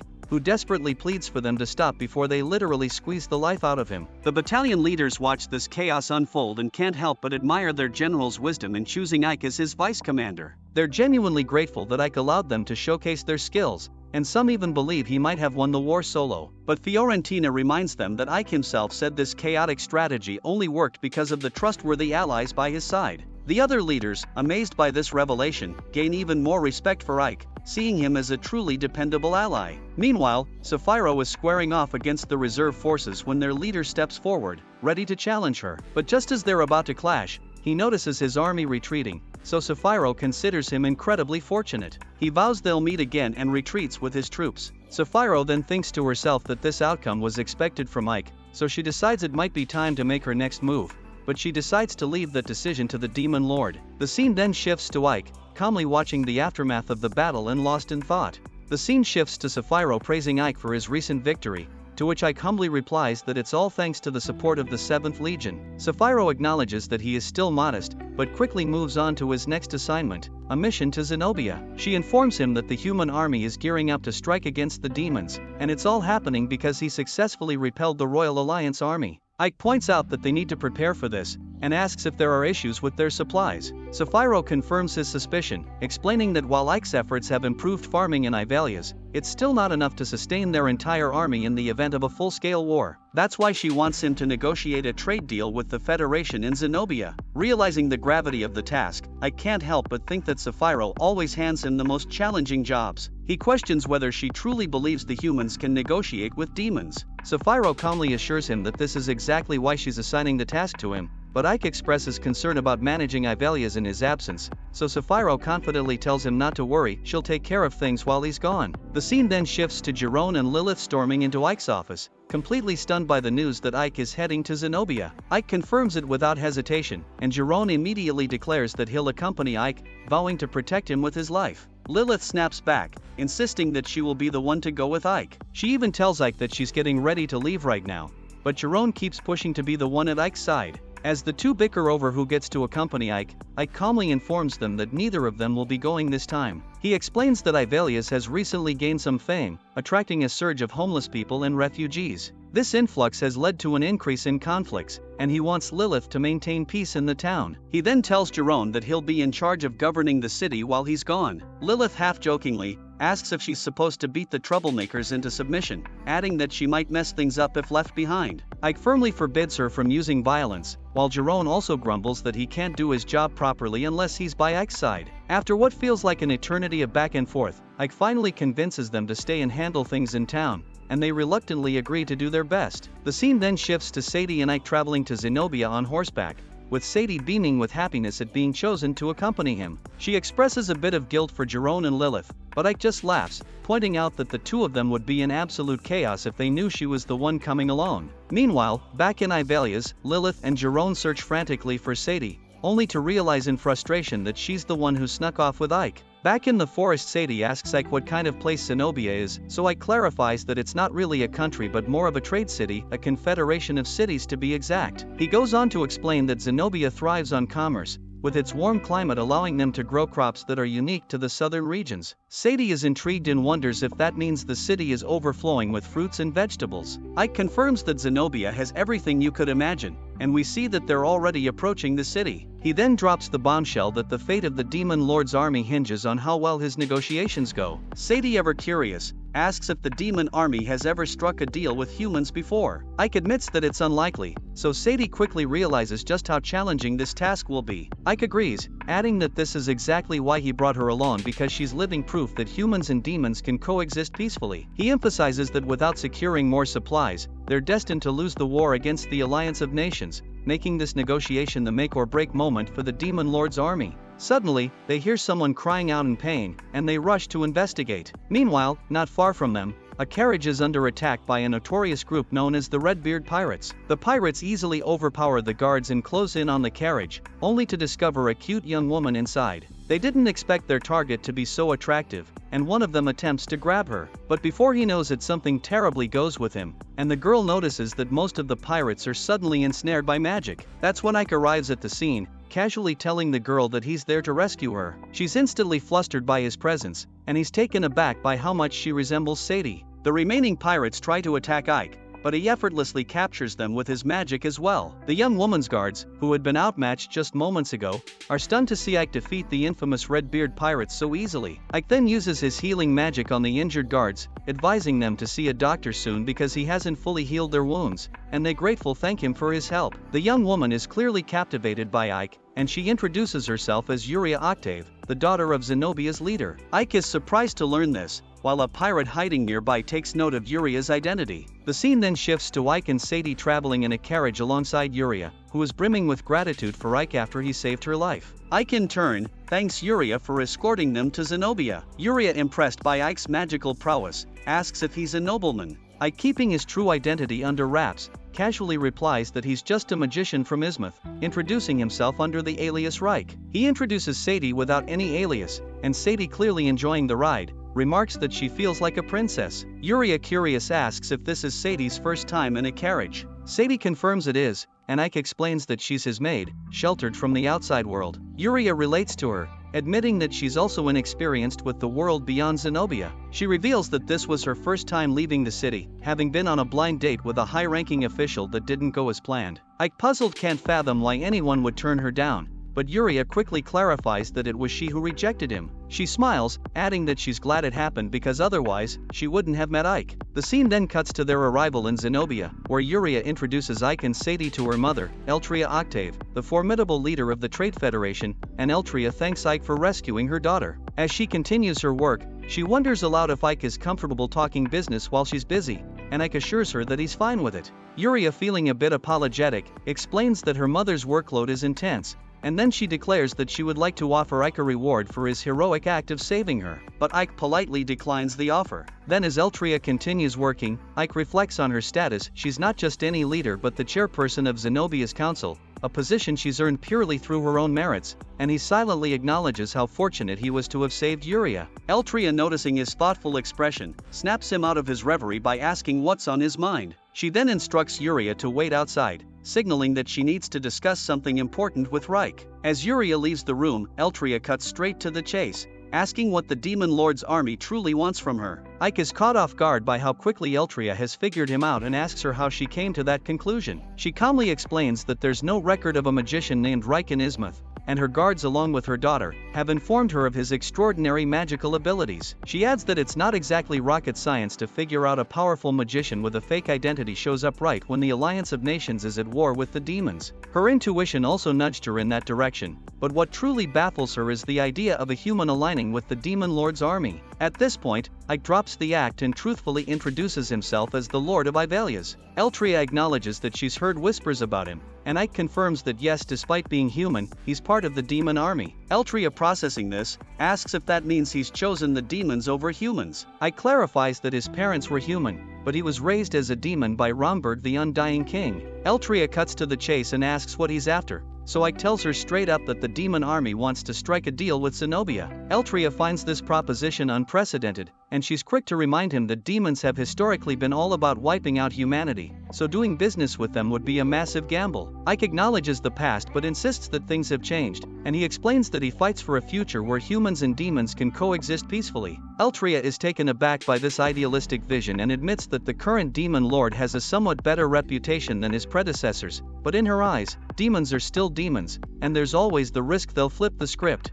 Ike tries to reassure her that this won't happen, but when she asks for proof, he has nothing concrete to offer. Eltria is unimpressed and she is ready to end the conversation, assuming he has nothing more to add. That's when Ike brings up the Trade Federation's ongoing pirate problem and boldly states that he'll take out Kurosa, the infamous captain of the Redbeard Pirates. Eltria is taken aback by Ike's bold offer, noting that these pirates have been a persistent thorn in her side for far too long. She explains that the destruction they've caused is on par with a city's entire annual budget, and if she doesn't take action soon, the situation will only escalate, potentially jeopardizing her leadership. Given the gravity of the situation, she's open to considering Ike's proposal, but she lays out two conditions. First, he must eliminate the pirates as promised. Secondly, she throws in a shocking twist: she wants him to marry her daughter, Yuria. Ike is stunned by this unexpected demand and quickly points out that he's part of the demon army. Eltria, however, remains unfazed, pointing out that Ike is intelligent and sincere, and is poised to play a significant role in the Demon Lord's army in the future.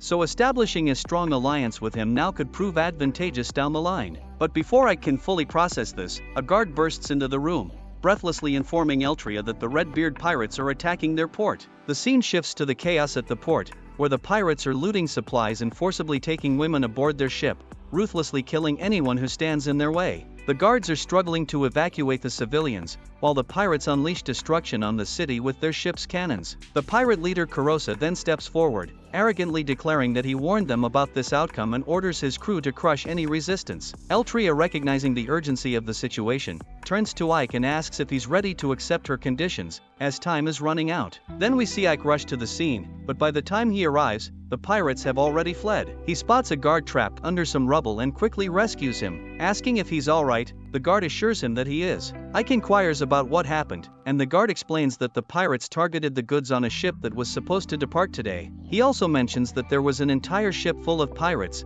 and Ike initially dismisses their numbers as small, but the guard quickly warns him not to underestimate them, revealing that their leader Kurosa is a powerful magician. The guard adds that the pirates are notorious for their stealth, able to launch surprise attacks with deadly precision. He advises that while the pirates might be defeatable, locating their hideout would be crucial to any successful counterattack. Ike realizes they need to outsmart the pirates by setting a trap where the pirates are most likely to strike again, so he instructs the guard to ensure all weapons and reinforcements are ready immediately. The guard hurries off to follow Ike's orders, and while Ike gathers his team to devise a more detailed strategy, Sadie approaches him offering to help out in the kitchen since she feels she's not much use in military matters. Ike agrees, and the scene shifts to Sadie in the kitchen. The cooks mistake her for Yuria, treating her with formal respect, but she quickly clarifies that she's just a maid who accompanied Reich. But the cooks still politely insist they can't let a guest help them. Later, Yuria approaches Ike after he finishes strategizing, wanting to discuss something important. They retreat to a private room, and Yuria brings up the topic of their proposed marriage. Ike, sensing her discomfort, immediately apologizes and offers to convince her mother to cancel the arrangement. However, to his surprise,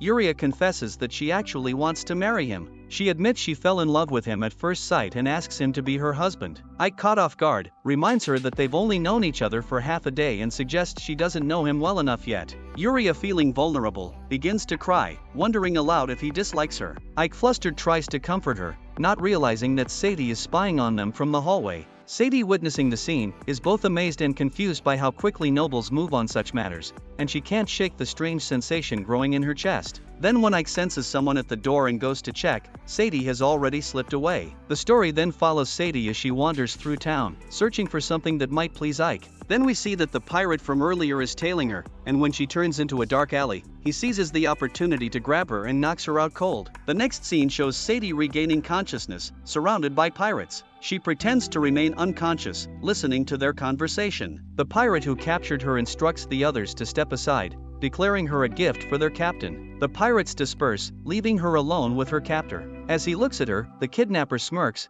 confident that she'll please the captain. After all, he believes she's Yuria, the daughter of Zenobia's leader. Realizing the grave misunderstanding, Sadie panics and tries to escape, silently praying for Ike to rescue her. But as she stumbles out of the room, her heart sinks when she sees that they are already out at sea, and a crushing wave of despair engulfs her.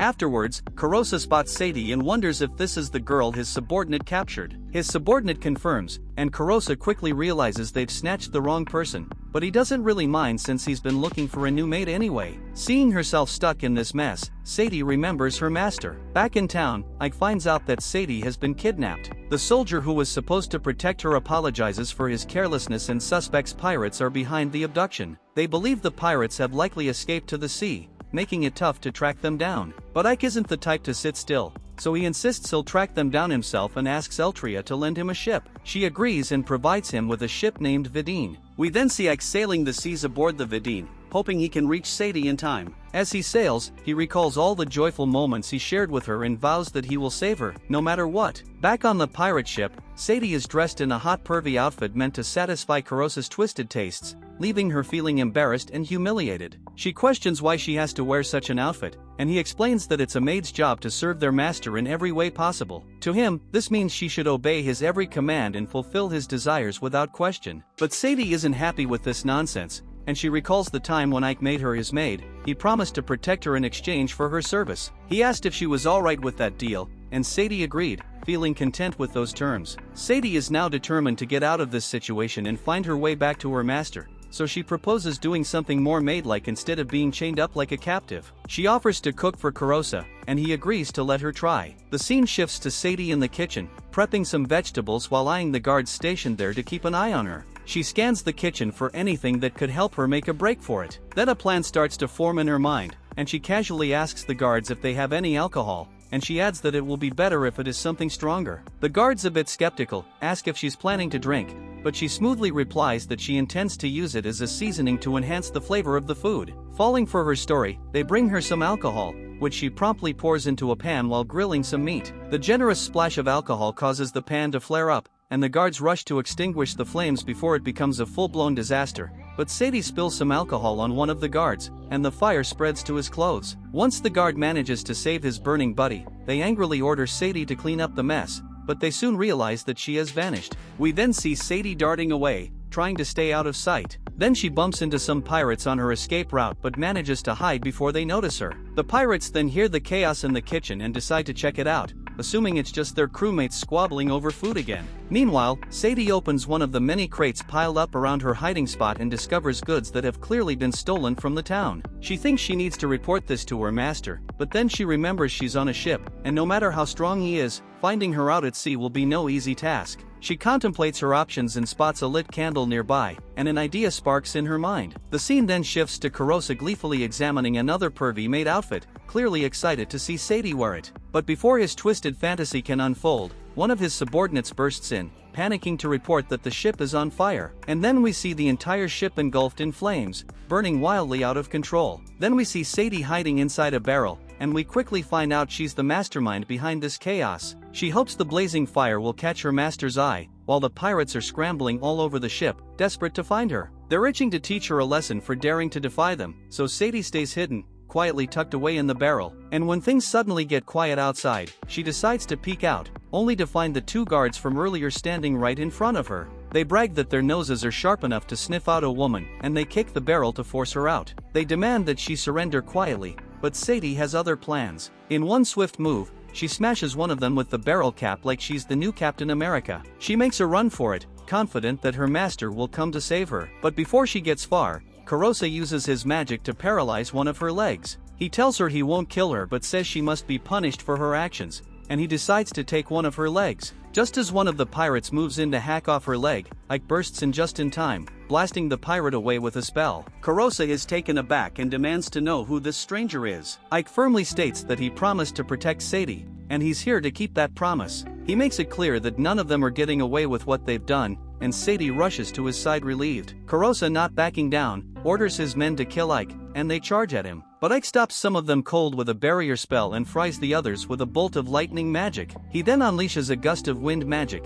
sending the remaining pirate lackeys flying off the ship. Sadie looks around, a bit surprised, and wonders if it's already over. So Ike turns to her and asks if she's alright, and she nods, assuring him she is. He's relieved she's unharmed, and she thanks him for his concern, even though she sees herself as just a slave. She thinks she can easily be replaced, but Ike cuts her off, saying she's his maid, and he would never abandon her. He tells her he saw her signal from afar, which proved her trust in him, and he praises her for her bravery and quick thinking. But before the moment can get any more touching, Kurosa, who is still lurking on the ship, cuts in and thinks that Ike is no ordinary mage. And without wasting a second, he blasts a powerful water cannon at Ike and Sadie, but Ike skillfully blocks it with a barrier. Kurosa is impressed that Ike managed to track down his ship, but he quickly claims Sadie as his own now and strikes at Ike with a burst of water magic. Ike dodges effortlessly, making sure to block the attack to shield Sadie. Ike then retreats inside the ship, and Kurosa chases after him, smugly thinking there is nowhere for them to run since they're stuck on a ship. He launches another water cannon attack, blasting them right off the deck. Kurosa briefly thinks he might have gone too far,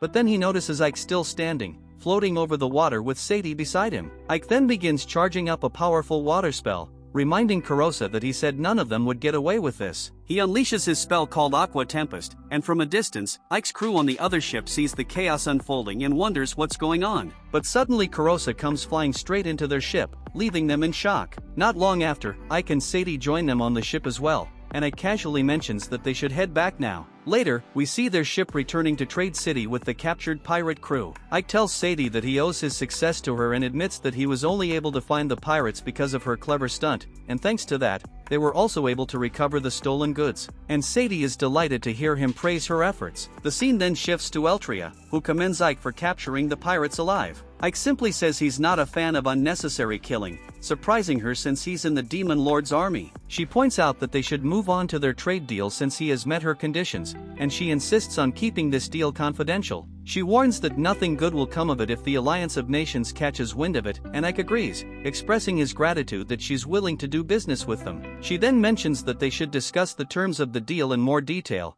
and the two of them get down to negotiations. The scene shifts to a war-torn city in ruins, with the bodies of demons strewn across the streets. The remaining demons are injured and struggling to stay alive, and we soon learn that Sapphiro is in no better shape. One of her subordinates is desperately trying to heal her, but it's clear that their situation is dire because they're down to rations that will only last 3 more days. And Fiorentina discovers that their recent attack on the city yielded no supplies, and they soon realize they were lured into a trap. Saikyou quickly deduces that the Alliance army is plotting to starve them out, so she says that she'll charge into battle again, but Fiorentina warns against it, pointing out that she isn't fully recovered. But Saikyou isn't one to back down because she knows sitting around won't change their fate, so she's hell-bent on taking down as many humans as possible even if it means going down with them. The scene shifts to Zenobia, where Ike is dressed to the nines in a sharp outfit. Sadie soon appears, looking stunning in a dress, and she compliments Ike on his look. He returns the compliment, but he's also concerned, wondering if she's really well enough to be out of bed. She reassures him that she's fine and insists it would be a shame to skip the party, especially since it's in their honor. Besides, she doesn't want to waste the beautiful dress Eltria gave her. But suddenly Yuria comes barreling into Ike's arms, playfully pouting about him planning to leave her behind. Ike gently tries to peel her off, but she's oblivious. Sadie then notices the curious glances from people around them, so she points out they're attracting a bit too much attention. Realizing this, Yuria finally releases Ike. Sadie then tidies up Ike's slightly crooked outfit, and together, they make their way into the party hall. As they walk in, everyone's eyes are on Ike, and to them he looks like an ordinary guy, and they can't wrap their heads around why Yuria is head over heels for him. Yuria tells him not to worry about it, saying she finds him handsome, and Ike appreciates the compliment. They make their way to Eltria, who warmly greets her daughter, complimenting her on how cute she looks as always, and adds that she clearly has an eye for talent, having picked Ike as her husband, and Yuria smugly replies that it's no surprise since she's her mother's daughter. Then Eltria casually drops the bombshell, she's leaving Yuria in Ike's care now, so Ike is blindsided and demands an explanation. So Eltria explains that since the treaty is finalized, he has to fulfill the remaining condition. The announcement soon follows that Ike and Yuria are set to get married,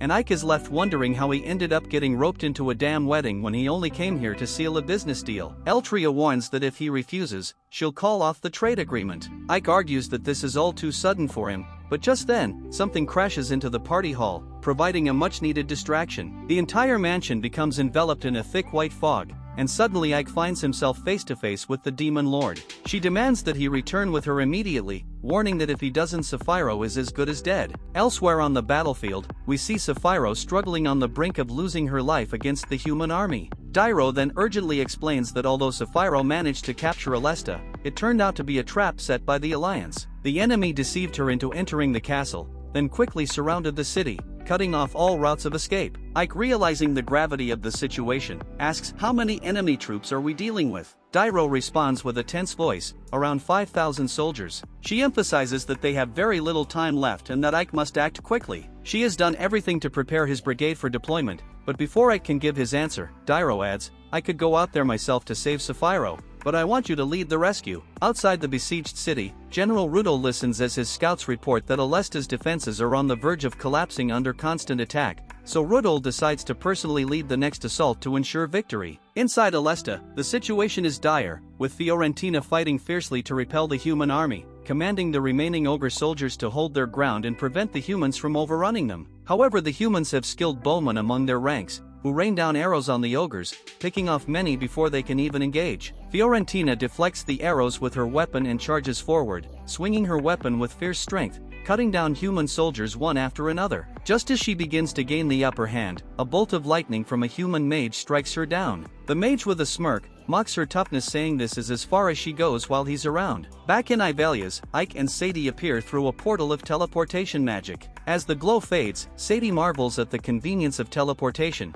but she is more relieved that Ike's engagement to Yuria has been delayed. She knows it's only a temporary reprieve, but for now it's a relief. But despite this, Ike still plans to return to Zenobia, knowing he can teleport back there anytime he wants. A few moments later, Jerome comes dashing into Ike's office the second he realizes Ike has returned. He looks like he's got trouble written all over his face, so Ike cuts straight to the point and demands to know what's going on. Jerome wastes no time and explains that the Alliance of Kings launched a massive, all-out assault on Ivalia's while Ike was away. The city's in shambles. People are seriously injured from the attack, and Jerome can hardly believe the nerve of the Alliance to hit Ivalia's too. The city would have been completely lost if they hadn't been saved at the last minute. And though it sounds downright insane, Jerome tells Ike that the one who saved Ivalia's was a young girl. This girl was unbelievably strong, taking down all the enemy forces by herself. Ike quickly absorbs the situation and tells Jerome he will head to Alesta immediately to back up Saikyou, so he needs to know how many troops are ready to move out right now. Jerome says around 100 troops were wounded in the last battle, so they only have about 500 soldiers fit for battle. But they need to leave some behind to defend in case of another attack, and even the count of 500 might be too hopeful. He asks Ike how many enemy soldiers they're facing. Ike lays it out straight: we're up against 5,000. And honestly our odds of victory aren't looking too bright. Things would have been a lot easier if the other brigade leaders were here, but they're all caught up with other missions, so it looks like they're going to have to charge into this fight alone. Right then, Gunther strolls into Ike's office and mentions he might finally get the chance to repay his debt to Ike by lending a hand with this crisis. Ike waves him off, saying there's no need. After all, the guns he and his people crafted were more than enough to settle any debt. But Gunther insists, feeling compelled to do more after all the kindness Ike has shown. Plus, there are hundreds of dwarven warriors here, ready to join the fight and serve him well on the battlefield. Ike questions Gunther, asking if he's really alright with jumping into this battle, considering it has nothing to do with the dwarves. But Gunther, with a determined look, is more invested in the outcome than Ike expected. If the demon army wins and unites the world, the dwarves stand to gain a lot, especially since Ike has already promised to establish a country for them. Ike acknowledges the promise but points out that the demon army is struggling right now, so there's a chance he might not be able to fulfill it. But Gunther says that he doesn't mind, and if the demon army loses then so be it. But Ike gave a home to all the dwarves who were wandering the land, and if nothing else, Gunther wants to stay with Ike until the end to repay him for his kindness. Ike gratefully accepts Gunther's offer, but it turns out Gunther isn't the only one eager to lend a hand. All the uninjured humans of Ivalia's are stepping up, ready to fight alongside him. Ike is surprised and asks them if they're sure about this, knowing it means aligning themselves with the demon army. The people of Ivalia's don't hesitate, and they tell Ike they have no idea how long this war will drag on, but they'd rather fight with their own hands to protect their homes than sit back and wait. The previous ruler had burdened them with impossible taxes, pushing them to the brink, working themselves to the bone just to meet ridiculous quotas. But under Ike's leadership, life has turned around. Things are better now than they ever were, and even their hatred of demons has long faded, especially after the last battle when demons gave their lives to help the humans escape to safety. So without Ike, many of them wouldn't have lived to see this day. So the least they can do is stand by his side after he gave them a chance at a better life. The piggy is firmly against the idea of accepting help from humans, but Lilith is fed up with his attitude and knocks him to the ground for having the audacity to try and tell Ike what to do. Sadie also jumps in right after, verbally tearing into him for his foolishness. And by the time they're done, Jerome is left lying there, staring down at the ground, questioning all his life choices, while Ike calmly addresses everyone who has agreed to join him in battle. He announces that he will split their forces into two. One group will come with him to Alesta, while the other will stay back to protect Ivalia's. But then Ike's expression grows serious as he gives special instructions to those who remain behind. He warns them that it's very likely the Alliance of Kings will attack again while he is away, and if that happens, he knows all too well they don't stand a chance of winning. So he firmly tells them to surrender immediately, because if they resist, the Alliance will label them as traitors and show no mercy, and maybe even execute them all. So under no circumstances should they provoke the Alliance of Kings. The next morning, Ike and his troops set off on their journey to Alesta, and it's a 4-day march by land. Thanks to everyone's support, Ike's squad has grown in size, but the enemy forces at Alesta still heavily outnumber him. He needs to come up with a strategy to turn the odds in his favor, and he silently hopes that Saikyou and the others can hold on just a little longer until he can reach them. Meanwhile in Alesta, Saikyou is doing everything she can to keep the human forces at bay, but they're slowly being overrun by sheer numbers. The human soldiers just keep coming, and the difference in their strength is starting to show. Saikyou knows she needs to find a way to separate the troops inside the walls from those outside. If she can't manage that soon, it won't be long before the demons are defeated. Hovering over the battlefield, she considers calling down a meteor strike, but she hesitates. She can't risk it while the orcs are still in the way, and the last thing she wants is to cause any friendly casualties. Deciding to target the troops outside the wall, Saikyou makes her move, but before she can get close, a human mage blasts her out of the sky, crashing her hard to the ground. He then orders his human soldiers to quickly move to surround and capture her, but Saikyou isn't ready to surrender, not yet. So she casts a divine spell, vines bursting from the earth, grabbing hold of every soldier within reach to create an opening for her escape. Then the vines start bursting from the earth beside her while she moves,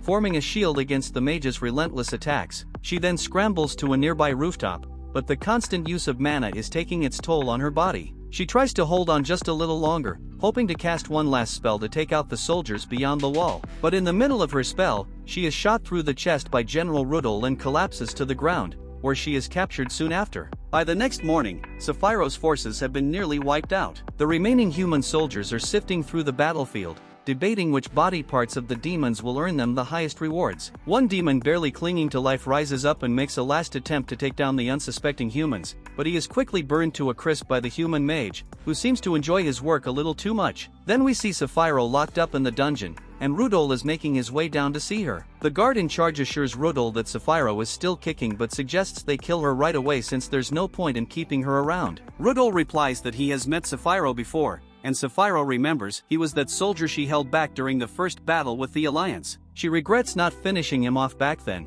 but it's too late to dwell on that now. Rudol casually mentions he's heard quite a bit about one of Sapphiro's subordinates, and he's certain that no decent subordinate would sit back if their commander got captured. Sapphiro quickly catches on. Rudol plans to use her as bait to lure Ike in and kill him too. Rudol then reveals he has orders to wipe out all members of the 7th Brigade, but until he takes everyone else down, he'll keep Sapphiro alive, as a professional courtesy of course. Meanwhile, Ike and his group are en route to Alesta, and Ike is busy thinking up a strategy that won't end in disaster for his team. After days on the road, Ike's group takes a breather, but he's still deep in thought, trying to figure out a winning plan. Gunther stops by, mentioning that the demons and humans have learned to work together and that all the prototype weapons Ike asked for have been made. Ike thanks him for his efforts, but Gunther brushes it off, saying he doesn't need any thanks. Still, he does have a question. He's not itching to start fighting or anything, but since they're so close to Alesta, he's wondering when Ike will announce the battle plan. Ike tells him that things are still looking pretty grim, which is why he sent Jerome ahead to scout and see exactly what they're up against. By the time Jerome returns from his recon mission, he brings bad news for Ike. He takes Ike to a vantage point overlooking the city walls, where they see Sapphiro's clothes hanging from a pole. While this clearly indicates that Sapphiro was defeated, Ike believes she must still be alive. As they traveled here, Ike feared that Sapphiro might have already been killed, but seeing only her clothes and not her body gives him hope. Plus, feeding 5,000 soldiers is no small feat, so the Alliance likely wants to end the battle quickly, and the easiest way to do that is by using bait the other brigade members can't ignore. However, even knowing that Sapphiro is alive, they have no idea of her current condition or if she is being tortured right now. Despite understanding that it's a trap, Ike knows they have no choice but to attack if they want to rescue Sapphiro as soon as possible. So they need to finalize their strategy before launching their assault. But first, Ike is going to need help from Gunther, Lilith, and Jerome. And once everything is set, they'll strike at dawn the next day. On the day of the attack, a human guard stands watch, minding his own business, when suddenly a massive wind spell erupts out of nowhere, firing straight at the tower. And instantly everyone realizes it's an enemy attack, so the soldiers scramble to prepare countermeasures, but the sheer force is far beyond anything they are equipped to handle. Rudol then demands a status report and is quickly informed that part of the wall has been destroyed, though there are only 500 enemy soldiers, seemingly not enough to be a major threat. But Rudol sharply reminds his vice commander not to underestimate the enemy and to approach with extreme caution. Then we see the humans fire their catapults at the demon army, dealing significant damage, but Ike quickly raises a shield to protect his forces and urges them to hold the line until Sapphiro and the other injured demons inside the castle can make their escape. Minutes into the assault, Rudol feels something is off and orders his men to cease fire. At first glance, it seems like an easy victory if he attacks Ike with his main force, but Rudol can't quite figure out what Ike's strategy is. Normally, Ike would be trying to breach the city defenses to rescue Sapphiro, but his squad has barely moved, and they clearly lack the numbers or firepower for a rescue attempt. Knowing Ike is a skilled commander, Rudol realizes there must be another plan in motion. He then asks the vice commander about the status of the prisoners in the basement, and the vice commander assures him they are under tight supervision. Yet sensing the stakes, Rudol decides to send Veltel down there as backup just in case. Meanwhile, down in the basement, one of the guards is relieved from duty. As he walks away, his shadow lingers behind, creeping under the cell door. Inside, the new guard sneers at Sapphiro, mocking her by saying that her allies may have come for her, but he's certain they'll all be wiped out soon enough. He eyes her closely, noting the striking resemblance she bears to humans, so his gaze sharpens and his eyes begin to gleam with sinister intent as he decides he wants to taste the flavor of a demon woman. But before he can make a move, Lilith with her cold hand grabs him from behind and drains the life from his body in an instant. With the guard now incapacitated, Lilith kneels before Sapphiro, apologizing for taking so long to reach her. Outside, Ike realizes Rudol has halted his attack, so he must have caught on to their plan somehow. Gunther then asks if it's time to launch a full-force attack, but Ike tells him they need to be patient a little longer. They still have to buy more time, so Ike unleashes another round of wind blasts at the wall, attempting to bait Rudol into resuming his assault. Rudol sees right through Ike's strategy and demands a status update on his available troops. He's told their infantry, cavalry, and archers are all ready to strike. Confident that Ike's forces won't advance any further, he orders his men to resume the attack. His plan is to slowly wear Ike's squad down until they are completely annihilated. But as the battle rages on, the soldiers Rudol assigned to guard Fiorentina and the other demons begin to worry that things might soon spiral out of control. Fearing a potential escape, they consider it safer to kill all the prisoners outright. It seems like a logical plan, but just before they can act, a spell is cast over them, causing them to fall asleep. As they collapse, Lilith appears, carrying Sapphiro in her arms. Fiorentina is overjoyed to see Sapphiro unharmed, and she rushes up to her with tears in her eyes, apologizing for not being able to save her from capture. But Sapphiro gently reassures her, saying there's nothing to apologize for, she's just relieved that everyone is still alive. Lilith, however, cuts their reunion short, warning that they don't have time for this, so Fiorentina understands and says she'll leave the rest to Lilith. In that very moment, an arrow pierces Fiorentina's back, and she collapses to the ground, and with her already weakened body she becomes unable to move. The arrow was fired by Voltel's squadron, sent to ensure that no prisoners escape. Voltel stands ready, determined that no demons will make it out alive. He expects them to cower in fear, but instead, Lilith bursts into a fit of laughter, thrilled because everything is unfolding exactly as Ike predicted. Voltel confusedly demands to know what she means, but Lilith just points to his left, where Jerome stands right beside him. Voltel is shocked and demands to know how Jerome got there, but Jerome just smirks and replies that he came in through the front door, though he had to use a few magic tricks along the way. At that moment, Lilith sends a magical signal to Ike, and as soon as he receives it, Ike uses his magic to teleport the firing squad right into the castle beside Jerome. Voltel's eyes widen in horror as he recognizes the guns, knowing full well how deadly they are. But it's too late. Before he can warn his men, the soldiers are cut down by gunfire, falling by the dozens. Then when the firing squad finally runs out of ammunition, Voltel desperately tries to rally the remaining troops for a counterattack, but chaos breaks loose as the remaining orcs charge in, laying waste to the survivors, to the degree that one of the guards takes a wild trip to the moon. Lilith then calls out to the orcs, reminding them not to get carried away because they still have other tasks to complete before they can make their escape. While the fighting rages on, Sapphiro is kneeling beside Fiorentina, desperately trying to keep her alive. Fiorentina with her weak voice apologizes once more for failing her, then slips into unconsciousness. Sapphiro's eyes fill with fury at the loss of her loyal subordinate, and as Voltel shouts commands to his men, Sapphiro makes his wand explode, then steps on his throat, unleashing all her rage upon him. And let's just say, his head won't be staying attached to his body after that shit. Witnessing this, the soldiers panic and immediately turn tail, running for their lives. But even after taking down Voltel, Sapphiro is far from satisfied. She's about to chase down and slaughter every last one of the fleeing soldiers, but Lilith steps in front of her, urgently begging her to wait, explaining that there is something important she needs her to do. At first, Sapphiro is in no mood to listen, but when she hears it's a request from Ike, her rage subsides just enough for her to pause and hear Lilith out. Meanwhile, Jerome picks up Fiorentina's body, warning Sapphiro that she isn't dead yet and desperately needs medical attention. So he pleads with the others to carry out the mission without him so he can get Fiorentina to safety. A while later, Rudol receives alarming news. The demons have breached the city walls and freed the prisoners, seemingly appearing out of thin air. He immediately suspects Ike's magic is behind this. Just then, a deafening bang echoes through the walls, and Rudol sees Jerome's firing squad tearing through the human soldiers with brutal efficiency. Adding to the chaos, Sapphiro detonates all the heavy artillery, while the demons rampage through the ranks, leaving Rudol's carefully laid plans in tatters. With the human troops thoroughly devastated, Jerome announces it's time to leave. He fires a flare gun into the air, signaling Ike. The moment Ike sees it, he turns to Gunther, telling him it's his turn. Gunther has prepared several barrels of gunpowder, and the gargoyles swoop down, snatching the barrels and preparing to drop them onto the remaining human forces. Realizing what's about to happen, Jerome and Lilith urgently shout to their allies, ordering them to stop fighting and escape through the gaps in the wall before it's too late. Rudol spots the gargoyles flying overhead, each carrying suspicious barrels. He doesn't know what they're planning, but he's certain it can't be good, so without hesitation he orders all his men to fall back immediately.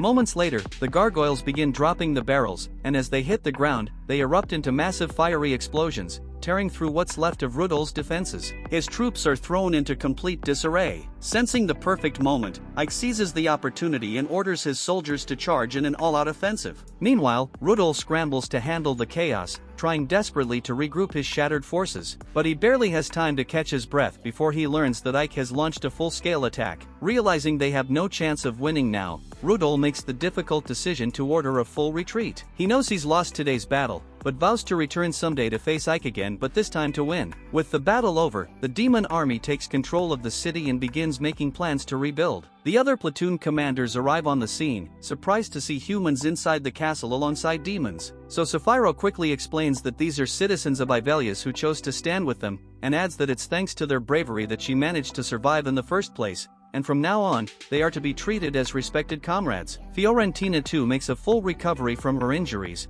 bringing relief to the entire group. However, the platoon leaders express their guilt and regret for not being there to help while their commander was imprisoned. But Sapphiro waves away their concerns, reminding them it wasn't their fault because she was the one who sent them out to fight other battles, which led to her own capture. Just then, Jerome bursts into the tent, holding a letter he's just received from one of Rudol's messengers. The messenger is waiting outside by the gate, and the platoon leaders immediately want to kill him on principle. But Ike steps in and urges them to read the letter first. Opening it, they find that Rudol has written a surprisingly respectful note, acknowledging Ike as a worthy rival. In essence, it's a message of respect. Rudol admits it was a good fight and expresses his hope to face Ike again on the battlefield someday. Ike finds it a bit strange that Rudol would send a letter of congratulations when they are still enemies, but despite Rudol's peculiar tendencies, Ike admits that he was still cunning enough to lure Sapphiro into a trap and capture her with ease. In fact, Rudol could have ended her life at any point before Ike's arrival. But for Sapphiro, this goes down as one of the worst failures of her career. Ike reassures her, saying that luck often plays a big role on the battlefield, but he also notes that Rudol's strategy had little to do with luck. From the way he trapped Sapphiro to how he immediately called for a retreat upon realizing he couldn't win, Rudol's decision-making was swift and precise. So Ike admits that if not for the new explosives Gunther had developed,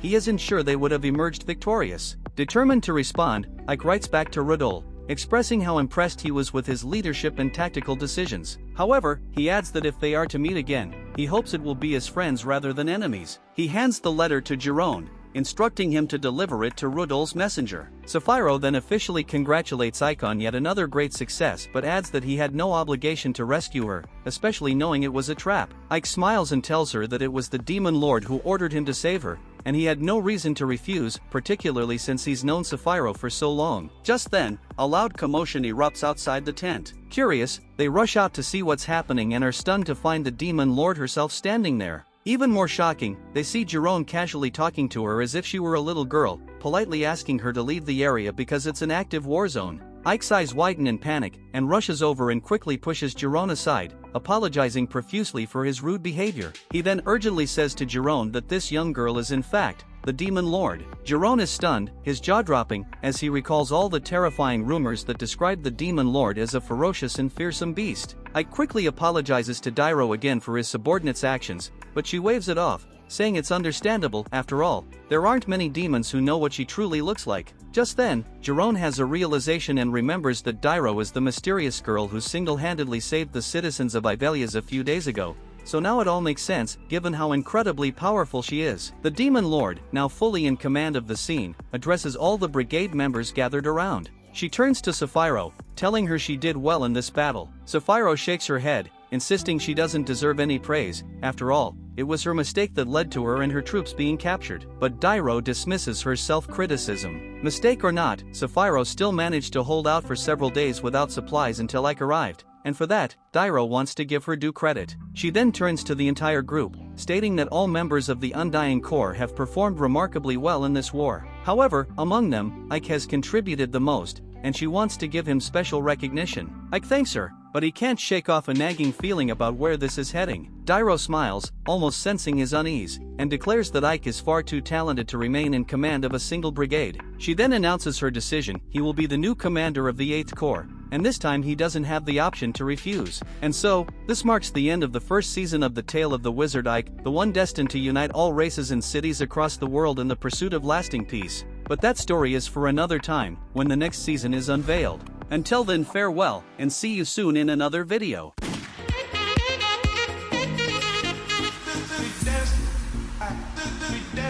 If you like the video, don't forget to like and subscribe to let the world know about our love for anime.